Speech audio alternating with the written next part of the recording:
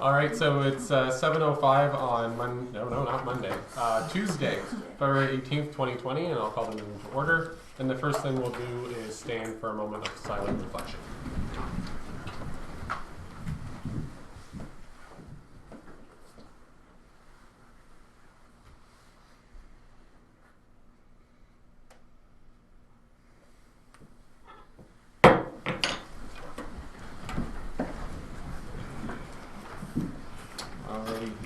So we had a closed session that started at 6 p.m. and we just have one item for the Rising report, and that is to resolve that council direct the staff, staff to proceed as directed in closed session.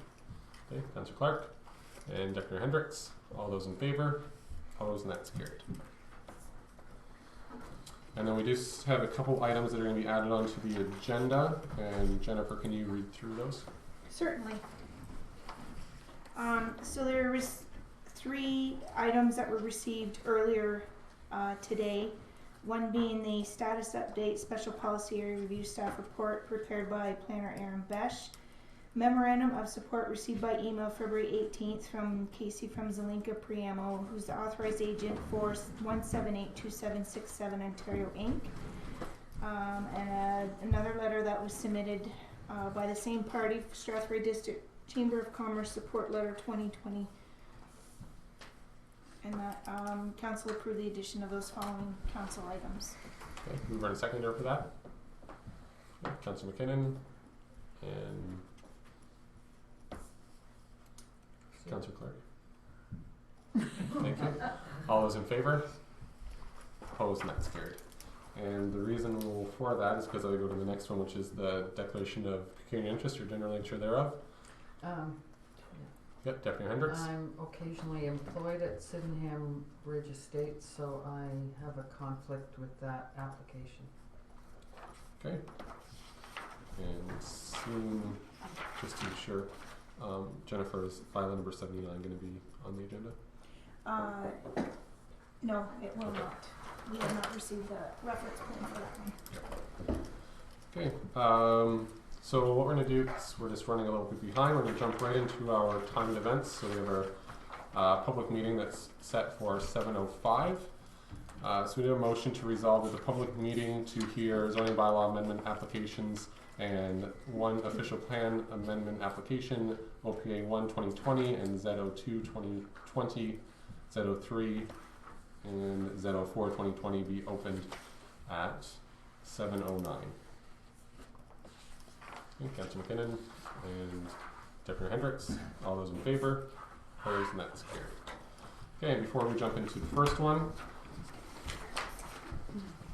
we have a full house tonight. We have a number of delegations and public meetings. So the purpose of the following public hearing for Adelaide Metcalfe Council is to give the members of council as well as the general public an opportunity to hear all interested persons with respect to the application before council this evening.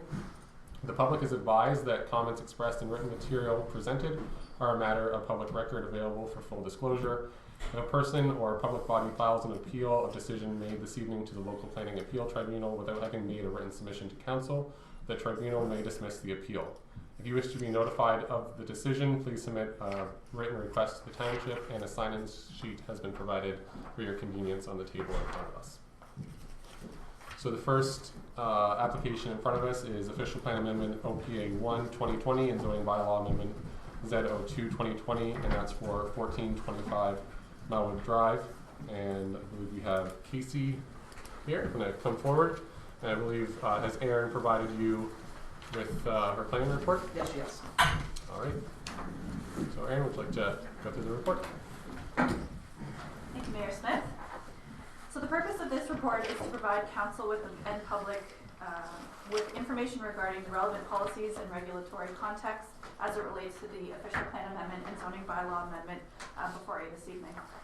So council will recall that we, our OPAs, our official plan amendments, are done as a 2-step process. The first meeting being an information report to also get public input and council's initial thoughts and comments. The second meeting is then held to actually make the decision, and I bring forward a recommendation report with a thorough planning policy analysis. So this property is located at the southwest corner of Melwood Drive and Napier Road, and is known municipally as 1425 Melwood Drive. The purpose and effect of the OPA is to amend the land use schedule by adding a special agricultural policy area to the subject lands, to add assembly hall and a farm winery as permitted uses. The zoning bylaw amendment is looking to rezone the subject lands from the general agriculture zone to a site-specific general agriculture zone, and from the environmental protection zone to a site-specific environmental protection zone. This would also permit assembly hall and farm winery on the subject lands. The application also proposes to add the definition of farm winery to our zoning bylaw, as we do not currently have one. The applicant owns and operates an event and wedding facility on the subject lands, which has been in existence for several years. So the property contains a single detached dwelling and 2 barn structures. The dwelling and barns are all in use by the event hosting business. Vehicular access is provided by a single driveway off of Melwood Drive, with connection to the dwelling, barns, and parking area. Staff note that a large portion of the property is identified as significant woodland under the Middlesex Natural Heritage System study, as well as within the regulated area of St. Clair Region Conservation Authority. So council will recall that the landowner has applied for a permanent liquor license. Previously, each on-site event was required to apply for their own liquor license through the AGCO. The owners of the subject land would now like to provide their own license. But to do so, AGCO needs a letter to say that they're in compliance with all of our bylaws, including our zoning bylaw, to which it is not currently compliant. So planning and township staff met with landowner Peter Budd and associate Marge Hendricks Rutton on May 6th of last year to discuss our requirements for establishing conformity with our planning documents. They were told that an OPA, ZBA, and site plan approval would be necessary. Staff also suggested that the applicants obtain a planning consultant, so we have Casey here from Zelenka Priamo. Planning staff note that based on a preliminary review of the submission, additional information and analysis has been requested by the township and St. Clair region, which will address natural heritage and natural hazard policies, as well as additional provincial policy statement policies. So as of the date of the report, that information had not been received. However, we have received an addendum from Casey, which I think has been added as to the agenda this evening, which will also form part of my analysis in the subsequent meeting. So staff note that if the applications are approved, the proposal would also be subject to site plan approval. I'm not going to go through all of the policy and regulatory context information. I just took excerpts of the policies in our different policy documents as they relate to this application. So in my subsequent report, I will be analyzing each one with our sort of planning lens and our planning context. So you have the provincial policy statement, county official plan, local Adelaide Metcalfe official plan, and our zoning bylaw. So the application was circulated to the prescribed agencies as well as surrounding property owners. The following comments were received by agencies and township staff. The township's chief building official advised that the 2016 change of use permit, which was originally issued to the landowners, was only issued for the main reception barn. An additional permit will be required for the second barn that was not included in the original permit. So that's, I believe that's located further south into the property. So that was not contemplated at the time of the original change of use permit. So that one has not been inspected from our chief building official for Ontario Building Code and Fire Code compliance at this time. The township's drainage superintendent indicated no concerns with the application. St. Clair Region Conservation Authority provided a long list of comments. I won't go read everything that she submitted. However, I will identify a few things. She did recommend at this time, or at the time of providing her comments, that a deferral of the application is recommended until the additional information from the planning consultant has been received, which addresses the natural hazards and natural heritage policies. Again, we have received that information, so the planning or the planner from The CA will be able to provide us with an updated list of comments based on that information. I'm lost. Hold on 1 second.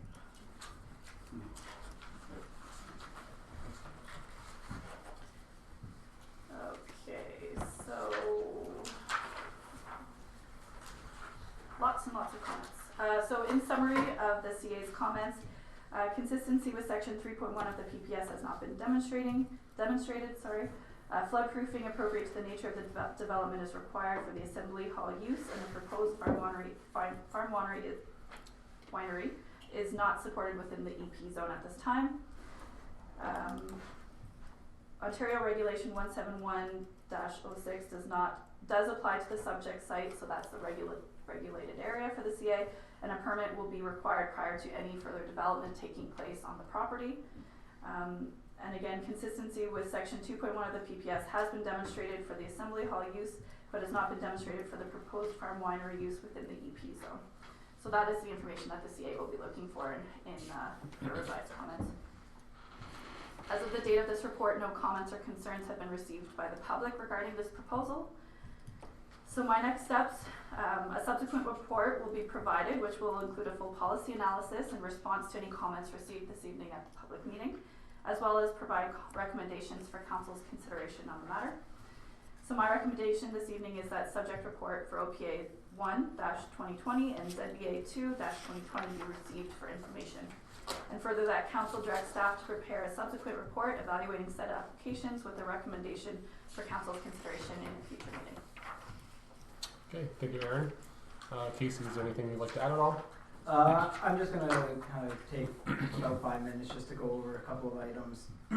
First off, thank you for having me out here tonight. It's my first trip out to Adelaide Metcalfe. I've done a lot of work in Middlesex County, but for some reason I just seem to always avoid Adelaide Metcalfe, so thank you for welcoming me into your council chambers tonight. I'm also going to say thank you to Erin for her work on the file to date. I know her and I have had a lot of back and forth conversations and emails in order to bring this application forward as efficiently as possible.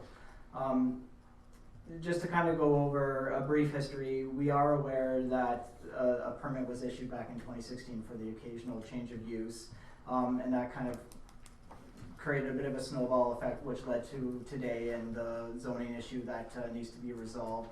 It was a little bit of a cart before the horse situation, and we're trying to get that resolved as efficiently as possible in order to get them ready for the 2020 wedding season. Just to kind of expand on the report in front of you, Aaron's report, we recognize that the second bar is going to require a building permit and site plan approval is required, and those processes will address items such as flood proofing of the buildings and any concerns that the Conservation Authority is going to bring up.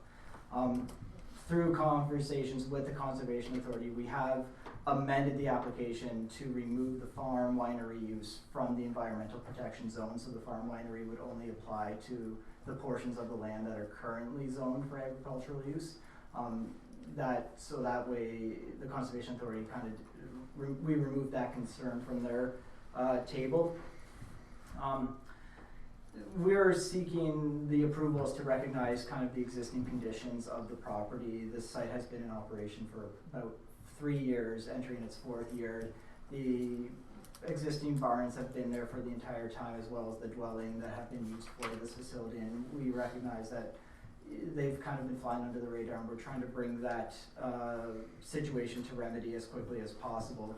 Some of the issues, or some of the kind of the high points are, we're going to be bringing an agricultural operation to the property with the farm winery. The farm winery will be in support of the assembly hall use. However, once it kind of gets up and running, we are looking to expand it into a commercial kind of agritourism use for the property and the surrounding community. Through the operation of the last few years, it has come to the owner's attention that there have been some noise issues in the surrounding area. Sydenham has been proactive, and they've gone out and they retained a noise consultant. They had a noise study drawn up. It was submitted as part of our application package. The recommendations of that report have been implemented on the property already, so we are seeing the effects of those implementations already taking place, and we one of the recommendations was the security guard takes readings at the property line during the events, and we are aware that the sound levels are down to a 30 decibel limit at the property line immediately adjacent to the east. Today I submitted a couple of letters of support, one from the council or the Chamber of Commerce, and then one a memorandum of some of the surrounding landowners who have signed in support of the applications. We will say that the language of the reports were meant to be coupled with the recommendation report from Aaron. So while they can be read independently, they are meant to be coupled with the staff recommendation, and we were assuming that we were working towards a positive outcome of these applications. And so we would like those letters to stand on the record as they do show the support of the application, but they are meant to be read in conjunction with the staff recommendation report that is going to be forthcoming. We recognize that we're kind of in a bit of a time crunch here. We've brought these applications forward as efficiently as possible. Planning policy can be taxing to sift through and prepare reports around, and we've tried to be as quick as possible with addressing concerns, bringing the applications forward, and getting here tonight. We recognize that there's a process, and we're trying to work our way through that. We do request that if there is a comfort level amongst council tonight, that they do consider approval of the zoning bylaw tonight in order to send us on to county council. Understanding that if that level of comfort is not in the room tonight, that we do request that a recommendation to bring the recommendation report from staff forward at the next available meeting, which I believe is on March 2nd, in order to kind of get us to a point where we can secure the liquor license ahead of the 2020 season, assuming that we are working in a positive direction on all fronts with regards to these applications. Thank you for your time, and I'm happy to answer any questions. Okay, thank you, Casey. Before I open it up to the gallery to speak to the application, I just want to just correct two things that you mentioned with the approval and everything else. You would be looking for approval of the official plan amendment to then go to county council, not the zoning bylaw amendment. My understanding is you would be approving the zoning bylaw amendment and recommending to county council approval of the official plan amendment. Want to? Yeah. Yes. Semantics, yeah. Yes. I guess so. Yes. Sorry. That's okay. And then the other part that you had, I lost it in my head. I'm sorry. I forget what I was going to just let you know, just for clarification reasons. Okay, before we have comments from members of council, is there anyone in the gallery wishing to speak to the application? Yeah, if you just have your name and your address, and then... Trevor Keller, 1457 Melwood Drive. Is it appropriate to stay seated, or...? If you want to stand up, that's fine. No, I think I'll stay seated. I've got Okay. my little desk chairs. Okay. I gave Jennifer a handout along with some satellite imagery, which may help the councillors follow along with the statement that we'd like to make, and also certainly the imagery will be helpful regardless of what decision you reach in this issue. So I'll just wait for it to get all the way around. Oh, that's okay. Go ahead, Trev. Okay. That's okay. So my name is Trevor Keller, and I've lived in my home at 1457 Melwood Road for 32 years. I'm speaking on behalf of myself, the Myers, and the Cahills. Both families have been longtime residents of the township. We are the three landowners immediately west of the Sydenham Ridge Estates, and Fred will be making some additional comments following mine. We wish to address the Sydenham Ridge applications and to register a formal complaint about the noise that originates from their operations. We have 5 discussion points to present to you. When I first heard plans about a wedding venue on this site, I visited the township office to ask about noise control and was told by Mr. Donany that there was no municipal bylaw and that the only recourse if I had a problem was to call the OPP. That was on June 20th, 2017. I also made at that time informal inquiries about why I had received no notification about the planned business, and I was informed that no application for a zoning change had been made. In the first year of business, it soon became apparent that noise was an issue. There were several meetings between neighbors on the south side of Melwood Road, the Myers, Cahills, and myself, and Sydenham Ridge staff to discuss our concerns. The first meeting was held at our request on June 21st, 2017, with Ms. Hendricks Rutten in attendance at the Meyer residence. A subsequent meeting was held at the Wedding Barn on July 5th, as Mr. Budd has identified in his letter attached to the addendum of February 18th this year. It was at this meeting that we received assurances from Mr. Budd based on his experiences with soundproofing structures in Western Canada that any noise would be captured within the building. In the spirit of cooperation, we suffered through several deadlines that summer as construction continued. As these came and went, I also made personal appeals to Mr. Budd and Ms. Hendricks Rutten that my sleep and health were being affected by their activities. We've attached two images to our comments, or you've received them already. So you will have some rough idea of distances to adjacent residences and businesses surrounding Sydenham Ridge. My bedroom window is 300 meters from the main hall and directly in line with that entrance. It's 270 meters from the smaller venue where ceremonies are held with the use of outdoor speakers. The Meyer residence is roughly 550 meters, and the Cahill Trailer Park, Ranch Lodge, and home varies between 1.6 and 1.7 kilometers. All of us are disturbed by this noise. In the second year of business, a sound study was initiated by Mr. Budd, and we all gave free access to our properties for monitoring, as we had the first year.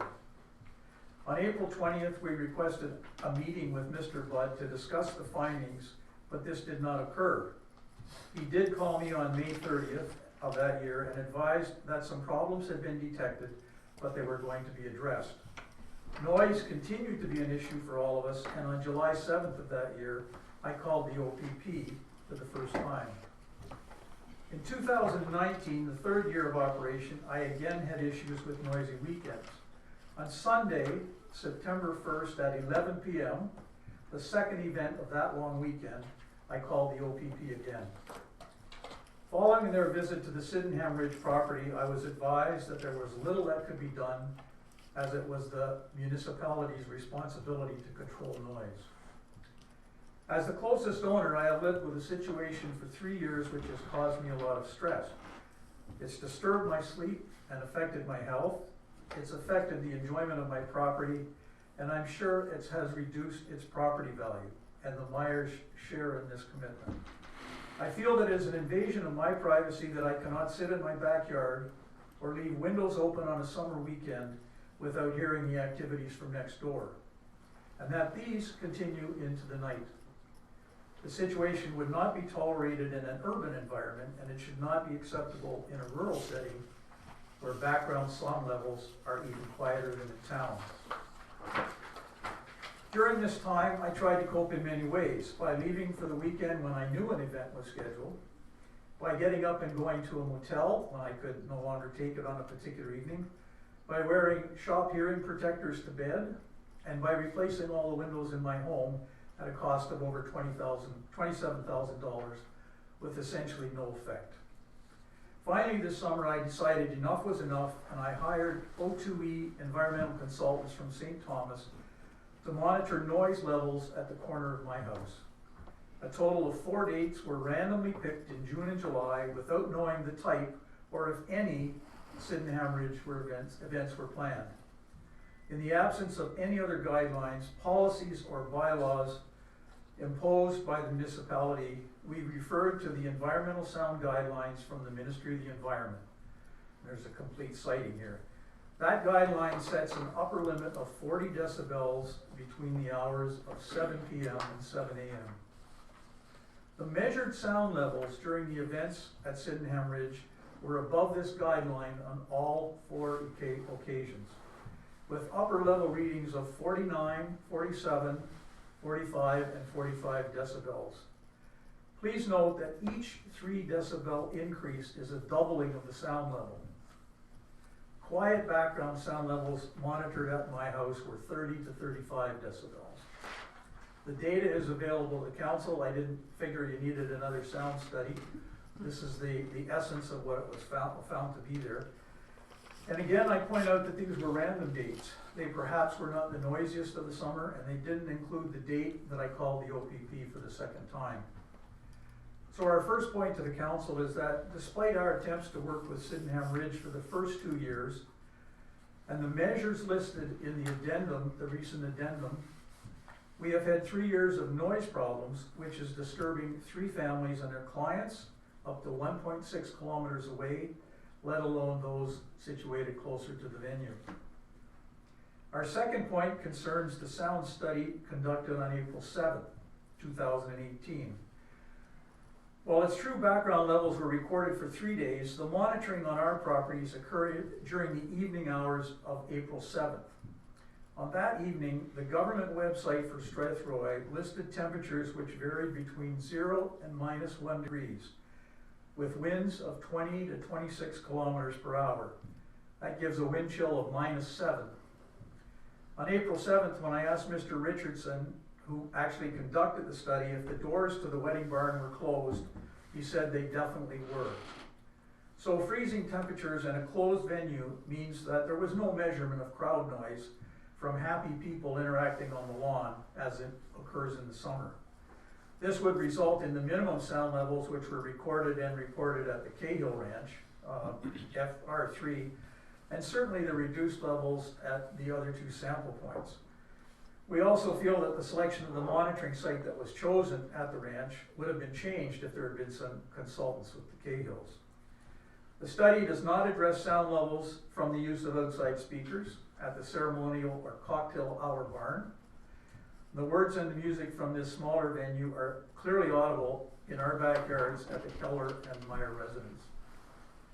In section 4 of the study, under observations and measurement results, the study states the non-amplified sounds, such as the outdoor voices of patrons, can be controlled by administrative means. Obviously, this doesn't occur, and it is the most difficult to control. What measures will control a celebration of a large crowd that has consumed alcohol for several hours and has rented the property at no small expense? However, we were happy to see that, even with the door closed and no crowd noise recorded, the study does provide a benchmark for the council to see how much noise levels were in existence for the first 2 years of operation and what we were experiencing. Our third point concerns the issuance of the permit on December 22nd, 2016 for a miscellaneous shed and an occasional use as an assembly hall. The permit states that it must be posted, but because it was issued during the the Christmas holidays rather, none of us were aware of the permit prior to this application. There is no mention on the permit of a wedding venue, and their operating season and multiple events on a weekend cannot be interpreted as occasional. As a commercial venue, it now operates from April to October. Note the sound study date above. And there may be 2 events on a long weekend, and these may run until 1:30 or later. These facts are easily checked by asking the proponent to supply dates of usage if you wish. Issuing the change of use permit was a major decision with many repercussions. We honestly don't understand the planning process that allowed this to occur without public discussion. For our fourth point, we would like as laypersons to comment on the justification report and its addendum. The report states that the wedding venue has been in use for, and I quote, several years, a number of years, and 3 years. It's the latter figure that's correct. Further, it says that the barn has been in its current location for at least 20 years. Imagery from the St. Clair Conservation Authority shows it was not present on the site in 2003, however, it was there on 2006. In section 3, surrounding land uses, there is no reference at all to adjacent rural residences and businesses. That is why we have provided you with the imagery showing distances to farms and homes around the application. And we're not trying to imply that every resident or farm that's shown has a problem with noise, but we do want you to be aware of the distances if the bylaw is approved, because there is a potential there for problems in the future. Section 2362 refers to the intermittent nature of the proposed assembly hall, but in the addendum it states that as the winery operation occurs, the intent will be to expand into a small commercial operation with on-site sales and tours of the facility. So usage will increase from intermittent, that is on weekends, to include Monday to Friday with associated impacts. There is no mention about the number of people using or expected to use this property. How can anyone assess impacts, environmental, social, or service related? It was deeply troubling to us that nothing was said in the original report about our concerns. We disagree that the assembly hall will not interfere with the character of the surrounding agricultural community. We certainly regard it as having an impact on our lives. We disagree with the statement that the noise complaints have been addressed, and we have provided proof of that. And we disagree that the proposal is compatible with the budding properties. Our final comments pertain to the planning aspect of the application. At our request, MHBC Planning has conducted a preliminary review of the application documents. Generally, MHBC expressed concern that the applicant does not demonstrate that the proposed assembly hall is consistent with the PPS criteria, whatever that means, for non-agricultural uses in prime agricultural areas. Also, MHBC expressed concern that the application does not sufficiently address the findings of the noise study and that it may have impacts on the environment. Their comments are attached to the submission. We ask council to consider the effect of this proposal on the neighborhood now and in the future when ownership of the venue and adjacent properties may change. We have been dealing with noise impacts from these wedding receptions for 3 years without an adequate resolution. Given that the proposal would expand the range of use on this property, we are concerned that the amendments will worsen the current situation, particularly if a liquor license is awarded. We also feel that it would be very difficult for the township to monitor and enforce noise standards or to effect an immediate response when a problem does occur on a weekend night. For the above reasons, we respectfully ask that the council refuse these amendments. Okay, is there anyone else in the gallery wishing to speak to this application? Yes. Your name and address, please. My name is Fred Cahill, and I live at 1745 Melwood Drive. I have a problem with this proposal. It's all about the noise. This is a very unique area, and that noise carries for miles.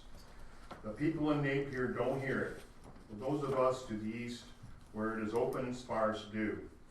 From my bedroom window, I can hear the neighbors, donkeys braying, roosters singing. I can hear speeches and music from the wedding barn, and I can hear a dog that barks continually in Napier, and that's 2 kilometers away. You will see that Peter has done what I'm going to call a winter noise study. It was done in April, the doors were closed, it was cold, we were in the R3 in this study, the noise was still detected from the wedding, that is, and it was faint and occasionally audible at the ranch. You heard the results from Trevor's study, done in the summer when the doors were open, windows were open. It becomes an outside venue, and it was loud. Peter claims he has done a lot of things to stop the noise, but on September the 1st, 2019, Trevor had to call the OPP again. This tells me that what Peter has done to curb the noise didn't work. And I'm not sure anything's gonna work for that location. Okay, hang in there 1 minute, I gotta flip the page.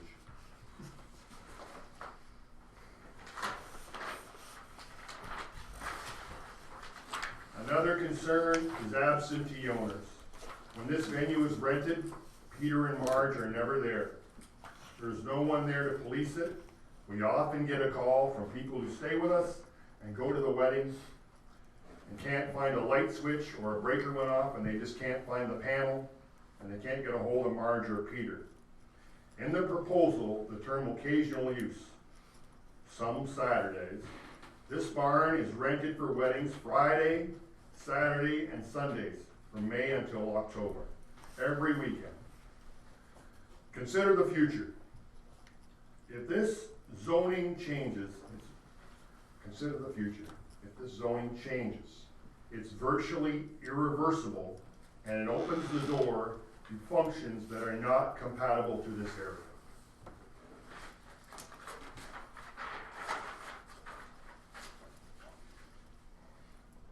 I'm just going to speak from a personal point of view. Our success in business cannot be at the expense of our neighbors.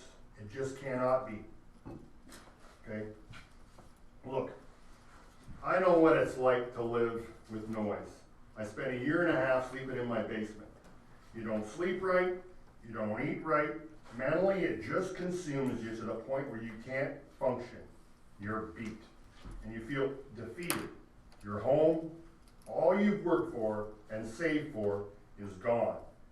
The noise will drive you crazy, to the point where you're gonna have to sell out and move on, and that is how Trevor feels. We were fortunate in the fact that the people we were dealing with fixed the problem. For Trevor, the problem still exists. He has to go out and get a motel, and he has been suffering for 3 years now.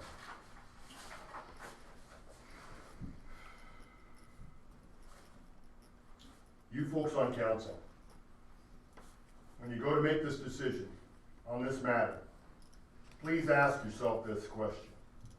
Could I live where Trevor's living, walk in his shoes, before you make that decision? That's all I got to say. Is there anyone else in the gallery wishing to speak to this application? Okay, thank you. Is there any questions or comments from members of council?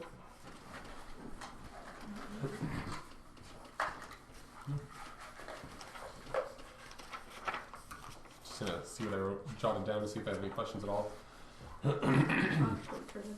Yeah, Councillor Clark. So, Mark, just so I understand, so when I was reading through the application, it said unknown for the barn. So you're just speaking about the age of the barn, not the actual erection of it on the property. So, sorry,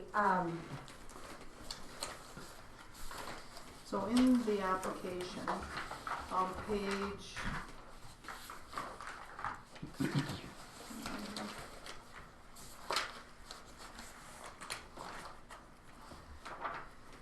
page 3, where it says date of construction, barn number 1 unknown, barn number 2 unknown, but it sounds like your planner, Casey, you were saying that the one barn was put in there without a building permit?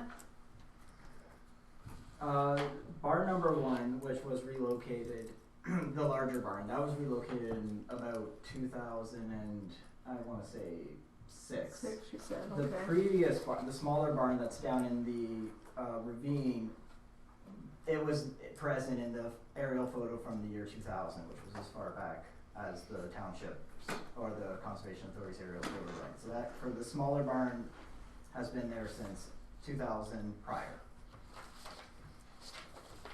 And was it being used for agricultural purposes?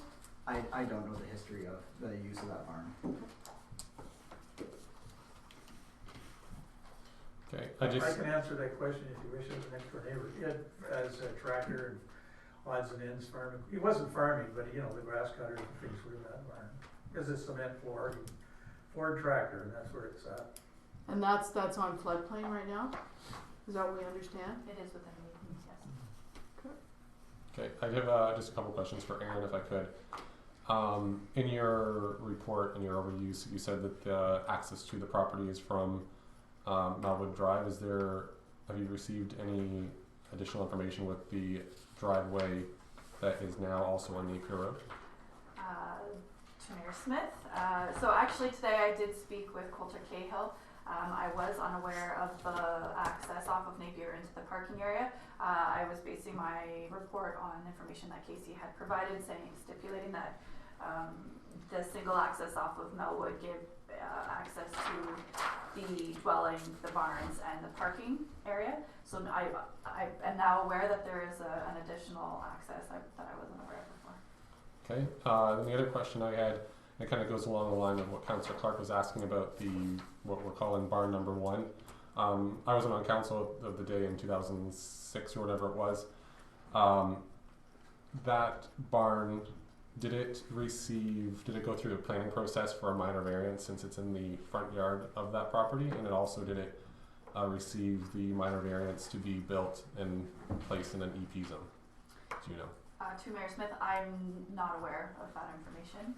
We can certainly take a look back at previous applications and see if there was any change, but I'm unsure. Okay, just because or we need to see if the EP zone has changed, just because I think it's, from, I guess, an administrative point of view, it's concerning that there was a building permit given for a building that's currently standing in an EP zone.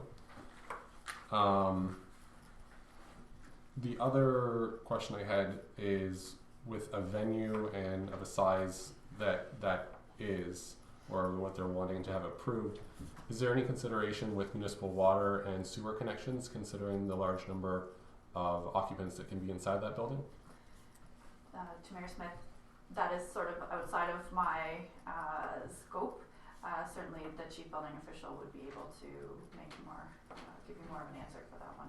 Okay, I think I'd like to see that, because I think kind of in the justification report, it kind of looking at additional locations for a special policy area such as this for a venue, or even a winery. A winery doesn't need to have a vineyards. A winery could just be set up anywhere.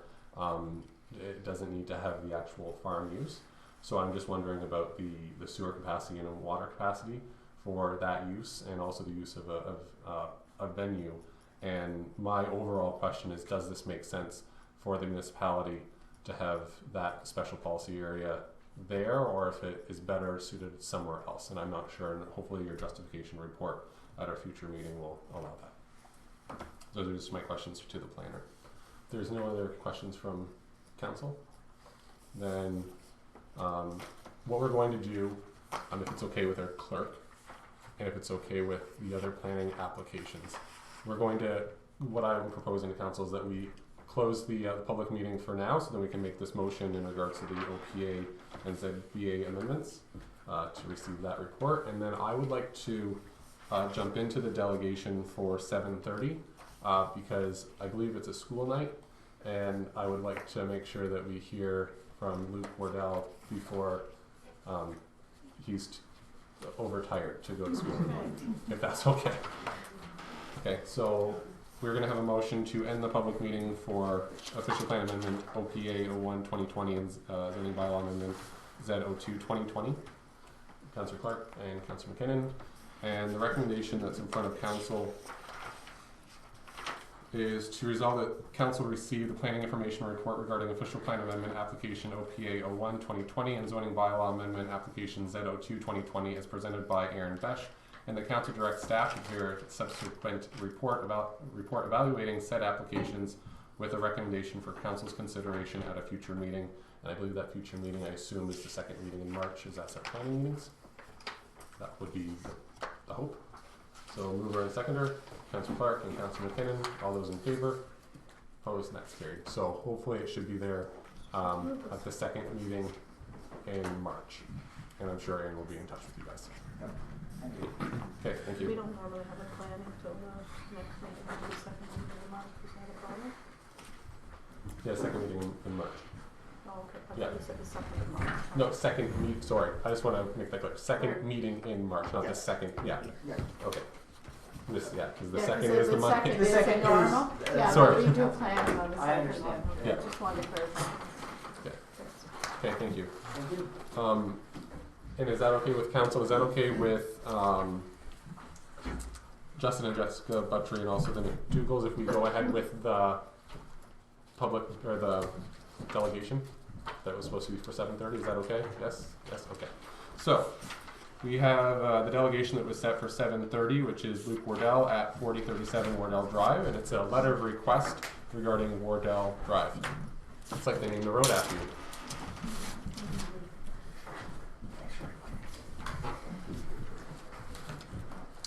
Welcome. Hello, Mr. Mayor, Madam Deputy and I am here to address Wardell Drive, as it is one of the few roads left to be paved. We, the residents of Wardell Drive, are petitioning to have our road upgraded to blacktop standard, just like most of the other main roads used in Adelaide Metcalfe. Wardell Drive is divided between the municipality of Adelaide Metcalfe and the municipality of North Middlesex, and is used by every person in the area, including young children, for school bus purposes. During the winter, it is a large problem. It gets icy, cars slide, and depending on snow levels, they get stuck. During the week of January 19th, 2020, it was very icy, and the snowplows didn't get the problem fixed until the 23rd. That was 4 days of ice and 4 days of sliding. There are many young children in the area that still have to even get into school, and if there is ice near their houses, their bus will have no way of stopping for their house, as they live on a slant. In 2 years, I will be driving, and to be honest, I want to keep a clean vehicle. Everyone you see with new shiny vehicles will see a gravel road and say, nope, I'd rather waste the precious gasoline people are trying to reserve for future generations and go the long way around. And another thing I've noticed about the fuel economy, when you get the snowplows to go around, they do a little bit at each end of Wardell Drive, and only the whole road if it's very bad. But if they aren't the worst, they will do the little bit at each end, then turn around and do the same road they've already done. And a little note, Wardell Drive is only 2.7 kilometers long of gravel. Okay, thank you, Lou. Is there any questions or comments from members of council? Just want to comment what a good job you did, Luke. Yeah. Thank you. And Yep. I'd like to comment that being one of the few councillors that lives on that side of the township, I understand the issue there, especially when you have pavement up to Fern Hill and people are barreling down paved road and they hit gravel suddenly. So it was one of the complaints I heard a lot of when I was campaigning. So. Just a little thing to add. When on my first day of high school, my bus, I forget. On the first day of high school, my bus didn't know that there was pavement at the end of the road, and so they were going a little faster than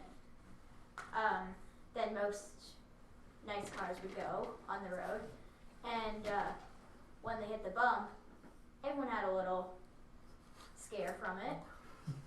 I'm used to it as I've lived with that for most of my life, but everyone else gave a little jump or jolt, and yeah. I think if we got it paved, I think you'd take a lot of pressure off of Cuddy Drive, of traffic. Because there's a lot of traffic that bypasses our road that goes up their road, obviously. But I don't know the numbers count. Nobody ever got back to me at the number of traffic counts. And that's misconstrued in my mind because they are avoiding our road. I even go up through Newell to go to the second Cuddy Drive to avoid going all the way up the gravel road. So that's how misconstrued it is. Okay. Is there any other? Yeah, Do we Councillor Clark? know if any car counts have been done on that road?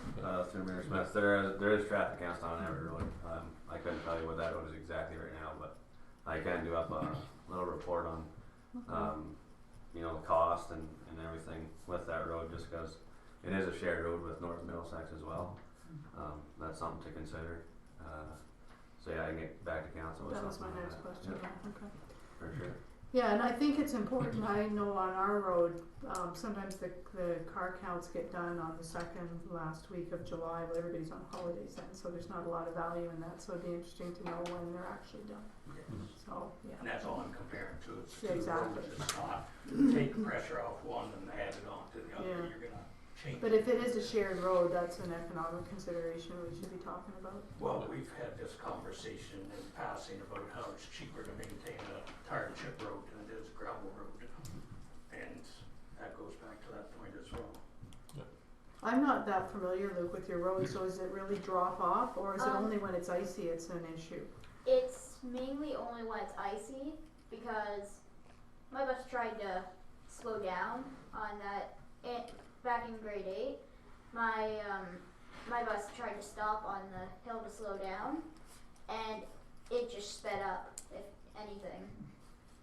It's actually a very well maintained roadway. It's got a lot of crown to it. It's got a lot of gravel put on it. Like it is very well maintained, and the crown makes it worse with the ice per se. Okay. Excellent. So it sounds like this is something that we'd like to have our public works manager prepare a report on. So we have a mover and seconder to direct our public works manager to prepare a report in regards to the section of Wardell Drive where the gravel is. So moved. Okay, Councillor McKinnon and Deputy Mayor Hendricks. Any further discussion? I'd just like to thank you, Luke, for bringing it to our attention. Okay. All those in favor? Opposed? And that's carried. Okay. Thank you so much for your presentation. And look forward. I'm assuming Coulter, you'll be able to get that to us next meeting. I can do that for sure. Okay. Look forward on the agenda. Thank you for having me. Okay. Thank you so much. You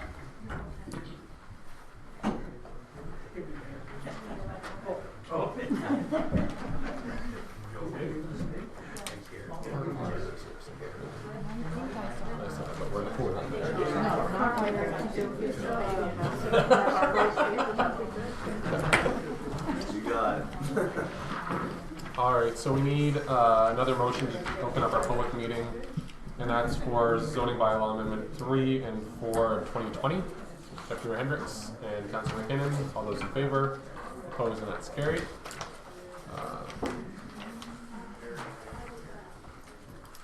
Okay, and I'm not going to read through the purpose of the public meeting because we already did that. So the next zoning bylaw amendment is Z03 2020, and that's Justin and Jessica Butchery at 2521 Catesville Drive. Can they come forward?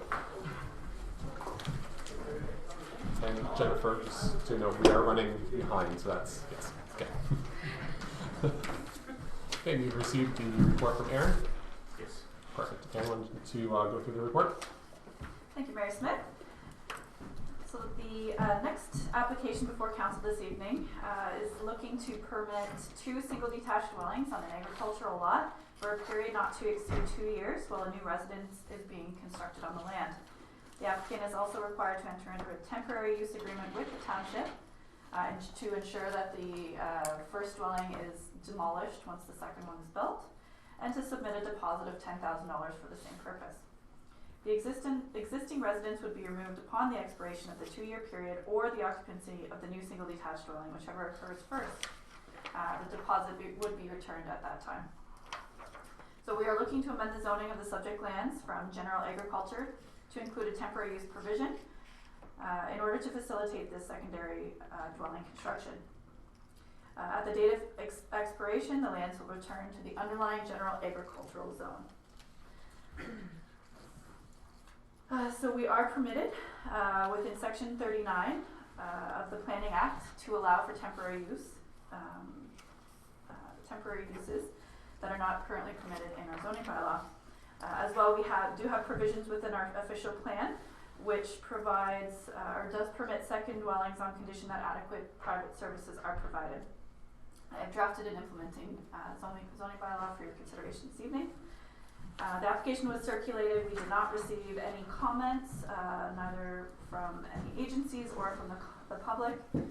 So my recommendation this evening is that application Z03 2020 be approved. Further, that the owners enter into a temporary use agreement with the township and submit a deposit of $10,000 to ensure the removal of the existing residence. And further, that council proceed with the first and second reading of the implementing bylaw, with the final reading to be provided once the $10,000 deposit has been made and the temporary use agreement is in place. Okay, thank you, Aaron. Justin or Jessica, anything you'd like to add? No. Okay, is there anyone in the gallery wishing to speak to this application? Seeing none. Any questions or comments from members of council?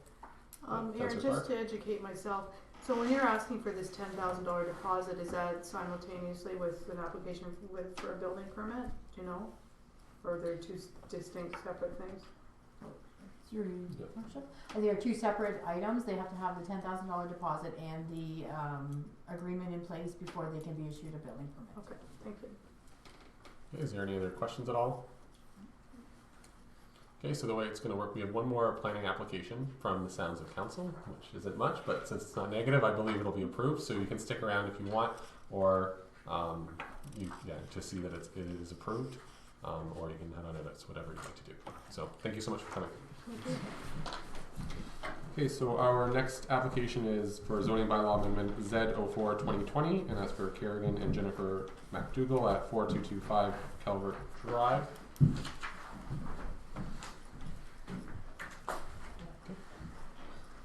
Welcome. Jennifer, I assume? Oh, yeah. Okay. Yeah, sorry. We've never met, so I didn't know. All right. So have you received the planning report from Aaron? Excellent. Okay, Aaron, would you like to go through the report? Thank you, Mayor Smith. So this one is quite simple. We're looking to rezone the property which was severed as a surplus farm dwelling severance. So we are looking at a severed parcel of approximately 0.63 hectares or 1.56 acres. We're looking to amend the zoning of the lot from the lot to be severed from the general agriculture zone to a surplus dwelling zone in order to recognize the residential use of the land. We're also proposing to amend the zoning of the lot to be retained from general agriculture to the agriculture only zone, which will prohibit new residential uses on this property. I have drafted a bylaw for council's consideration this evening. No comments were received by any departments, agencies, or the public. So my recommendation this evening is that application for zoning bylaw Z04-2020 be approved. Further, that council proceed with the first and second reading of the implementing bylaw, with the final reading to be provided once a deposited reference plan has been received to the satisfaction of the township. Okay, thank you, Aaron. Jennifer, do you have anything you'd like to add at all? No. Is there anyone in the gallery wishing to speak to this application? Seeing none, is there any questions or comments for members of council? Seeing none? Okay, so we just need a motion from council to close the public meeting. Okay, Councilor McKinnon and Deputy Hendricks, all those in favor? Opposed, and that's carried. And we're going to deal with the first one, which is the Z03-2020, and that's to approve that zoning bylaw amendment. Okay, Councilor Clark and Councilor McKinnon, all those in favor? Opposed, and that's carried. And the second one, which is the Z04-2020, mover and seconder for approval. Councilor McKinnon and Councilor Clark, all those in favor? Opposed, and that's carried. Okay. You're all set. Yeah.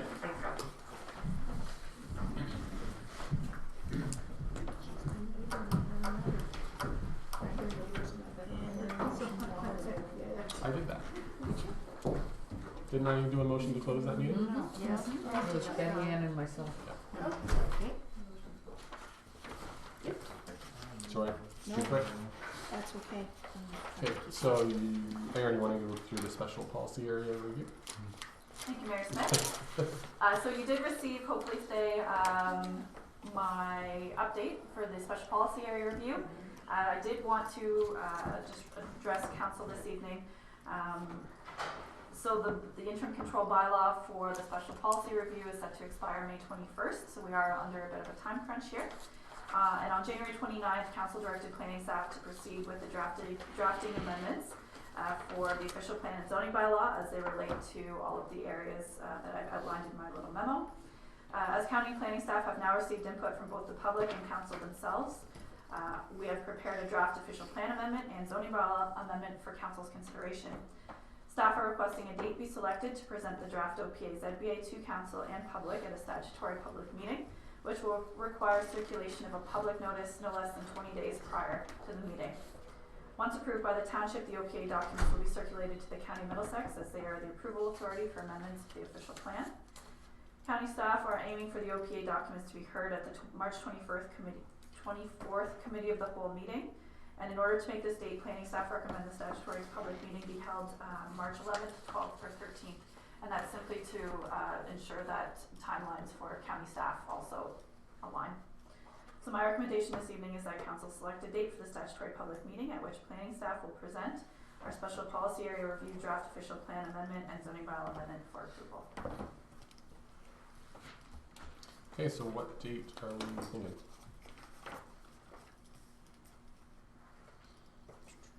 Can I ask Aaron a question? Yep, go ahead. So Aaron, at that meeting, you'll be addressing, population and, our questions that we had after the last special policy meeting? Through Mayor Smith to Councillor Clark, I have addressed, we talked about the employment lands Yes, and that sort of yes. thing. I have addressed them at sort of a high level. Anything kind of further in depth will require a comprehensive review. It's kind of outside the scope of what this review was. But certainly I do touch on employment lands and industrial lands in the township. Thank you. Is there any other questions at all for Aaron before we decide on a date? So the 11th is a Wednesday, 12th Thursday, and the 13th is a Friday. Is that March break or does it I don't know. I think March break is the following.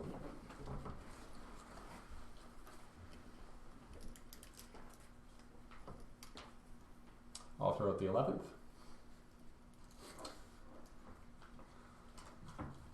I have a conflict, but I can change that. Well, no, I just threw it out. Nobody was saying anything. at the Ides of March or all that?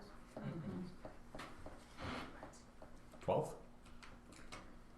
I don't have anything for any of those dates, so I'm fine. I don't have, I just borrowed this book, I don't have mine, so it's Okay. whatever, just pick a date. And I'm assuming this is going to be an evening, so like a 7 o'clock start is what we're looking at?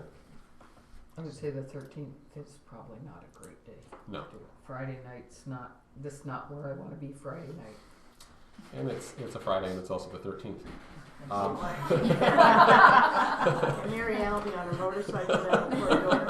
No. Something like that, eh? So let's go with, so Betty Ann, you said the 11th did not work for you then? No, So does the 12th sound good? 12th is okay.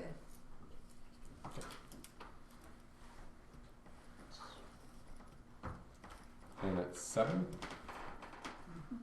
And do we continue the tradition at the fire hall? Probably. Does that work for the fire chief? I don't have the schedule with me, Yeah. so. But it's a Thursday, you usually don't. Well, unless he's rented it out for Well, a gun course or something. but we use the actual bays though. Oh, right, okay. Yeah, there shouldn't be an issue. Well, maybe if it is or something, just let him know first thing in the morning, I guess. So then if it doesn't work, then maybe the alternative would be the 11th, and then Councilor McKinnon will just tweak your schedule. Yeah. So we have the recommendation in front of us, and we're going to set that date for March 12th at 7 p.m. at the Kerwood Fire Hall. Mover and seconder. Okay. Deputy Hendricks and Councilor McKinnon. All those in favor? Opposed? And that's carried. Okay. Is that everything for Erin? Is there any questions at all before she runs? Nope. All right. Okay. Thank you, Erin. Thank you.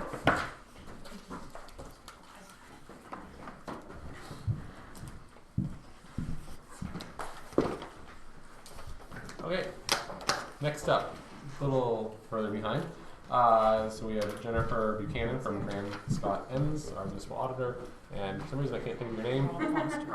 Rob, there we go. You've been here for a number of years. Good evening, everyone. Welcome. Good evening.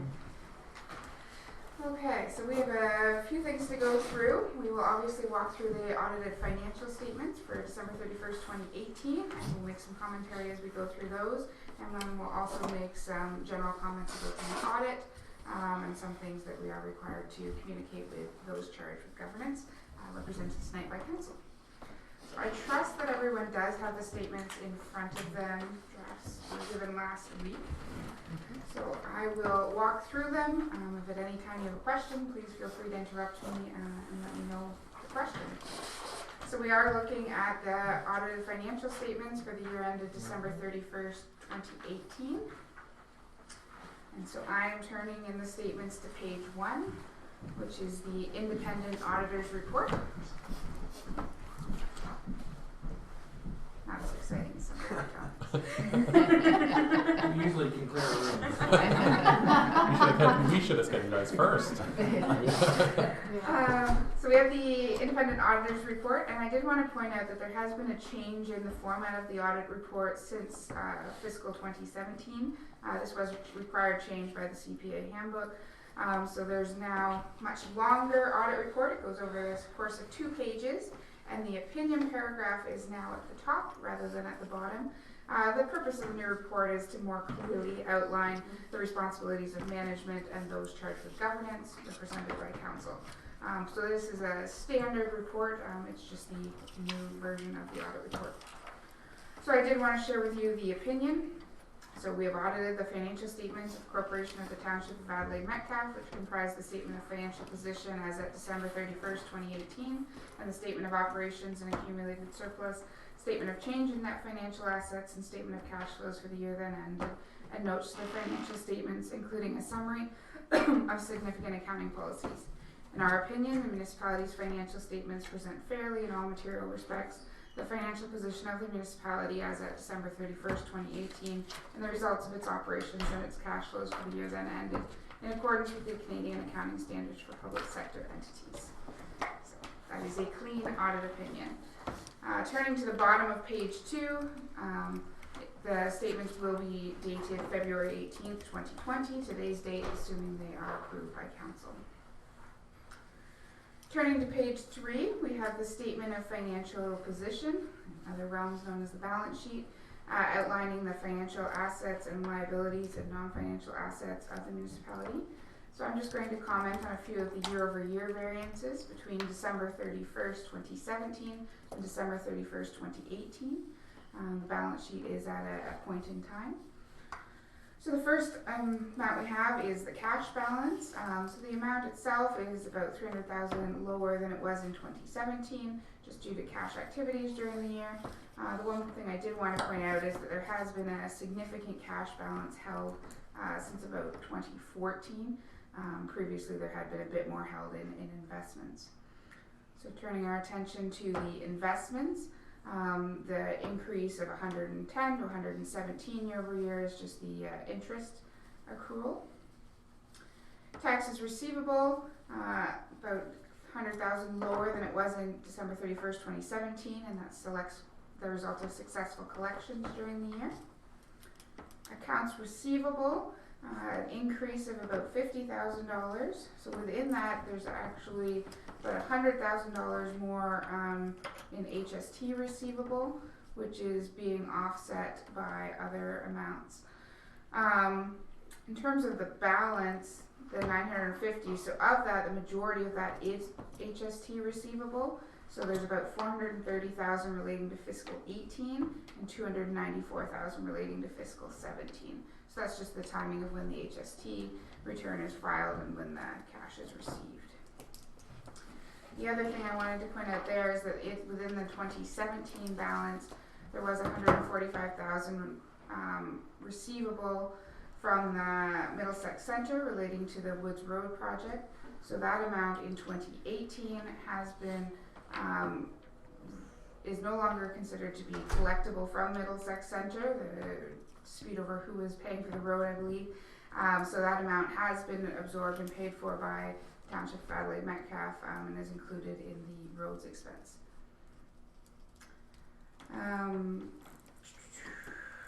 The other significant amount that's sitting within accounts receivable this year is 111,000 relating to ratepayer drain capital receivable from the ratepayer for a significant drain project.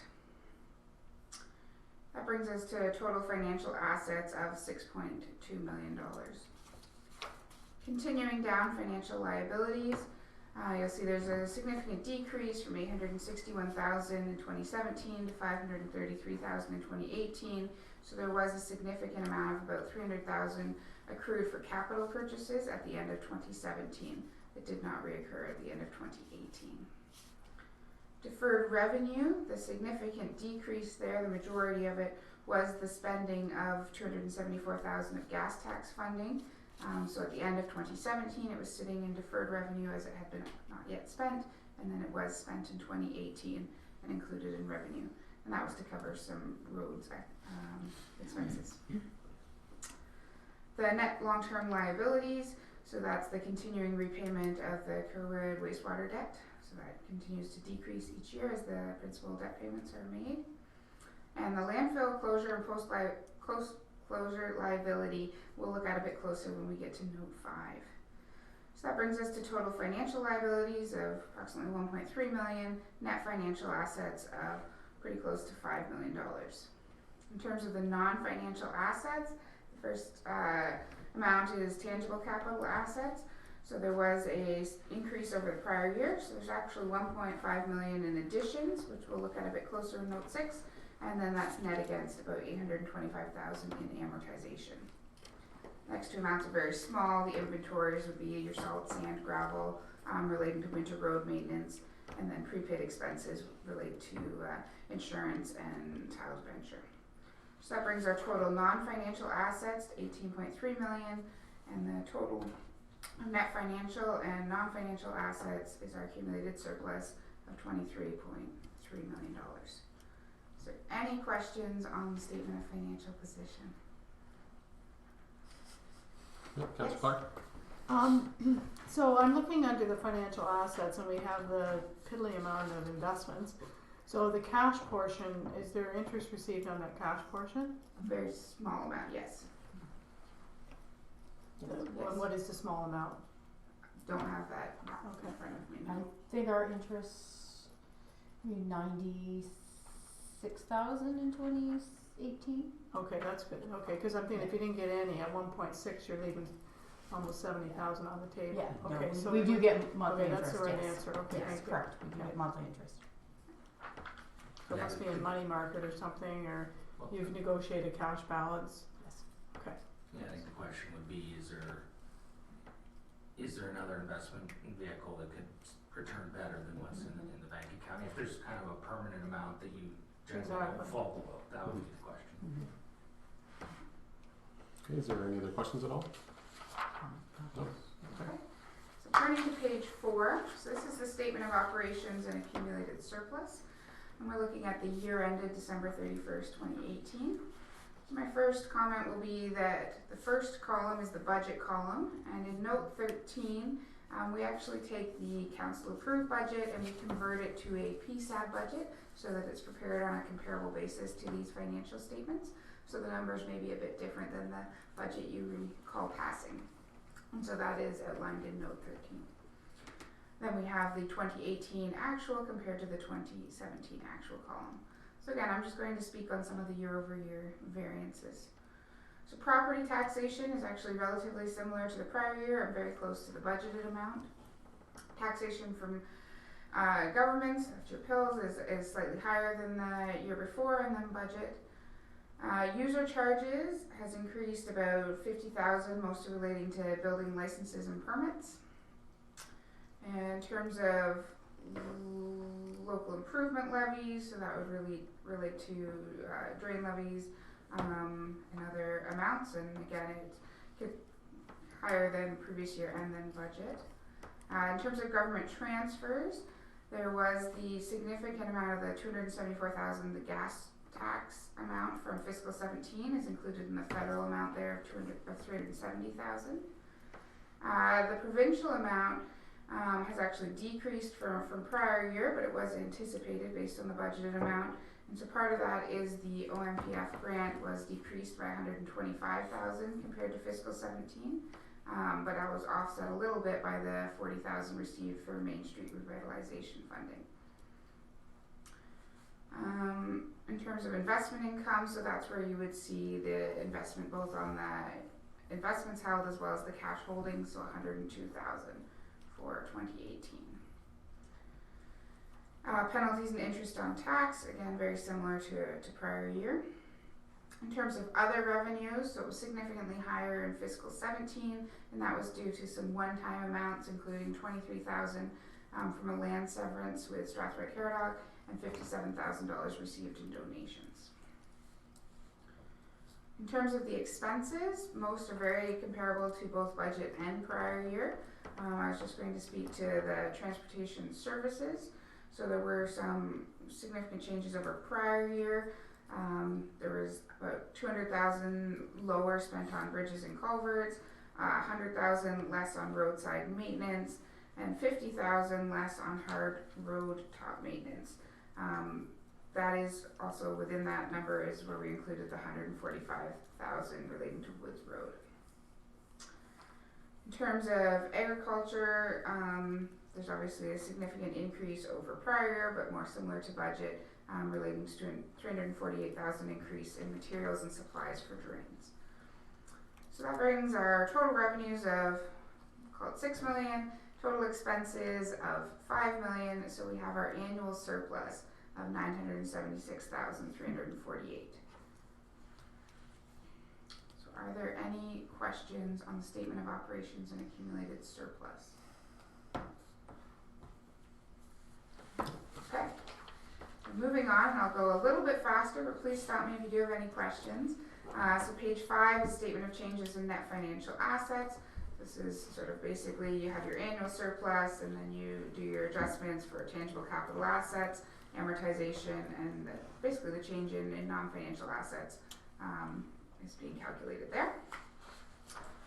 Page 6 is the statement of cash flows. Again, mostly an accounting exercise, outlining some of the required disclosures. So it has the acquisition of tangible capital assets there, the $1.5 million that I spoke of earlier. Turning to page 7, we get into the notes to the financial statements.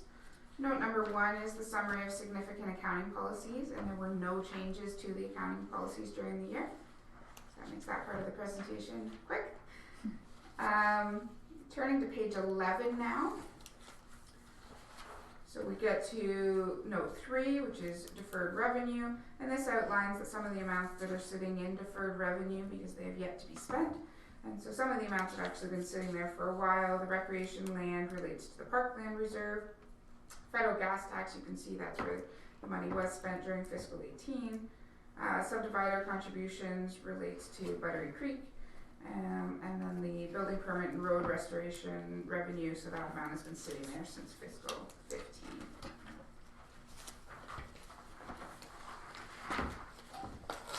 Turning to page 12, so note 4 is net long-term liabilities.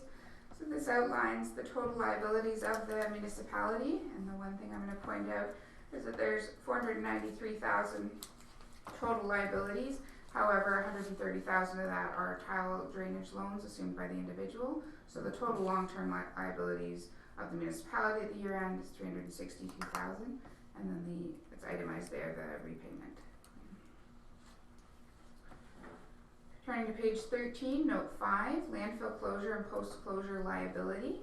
So this is required disclosure relating to the 2 landfills. There's a couple things I wanted to point out in this note. One is this is based on recent assessment, and so the date landfill is expected to reach capacity for the Adelaide site is 2024, and for the Metcalfe site is 2020, which is the year we are currently in. It's happened.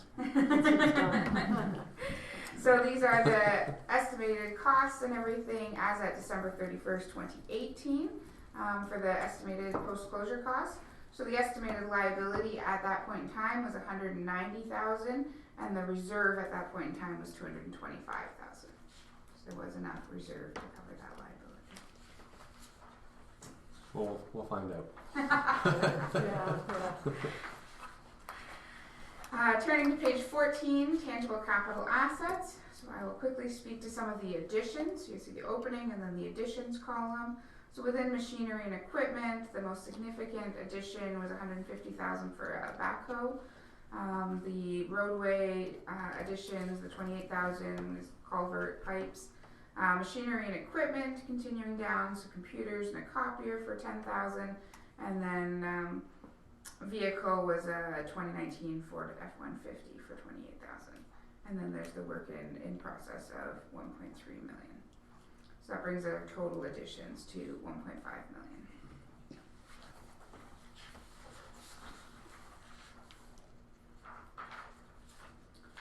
Page 16, note 7, accumulated surplus. The main thing I wanted to point out here was this is where you can see the reserve balances for the year ended. So as at December 31st, 2018, this is where the various reserve balances were.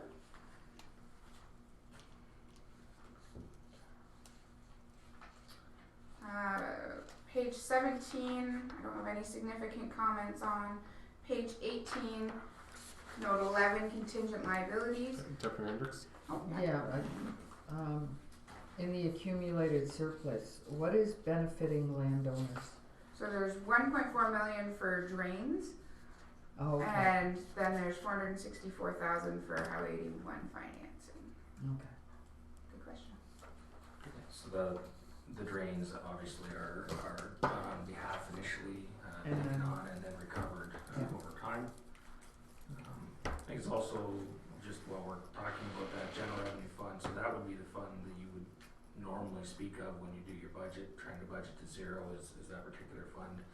As Jennifer mentioned, when we do the PSAB budget, we adjust for amortization and capital expenditures, reserve transfers, all those get factored out. So if you were looking at what was your actual tax base budgeted surplus or deficit, that's where you would look at that first line. And then the amounts invested in capital assets, obviously, and reserves are the other lines.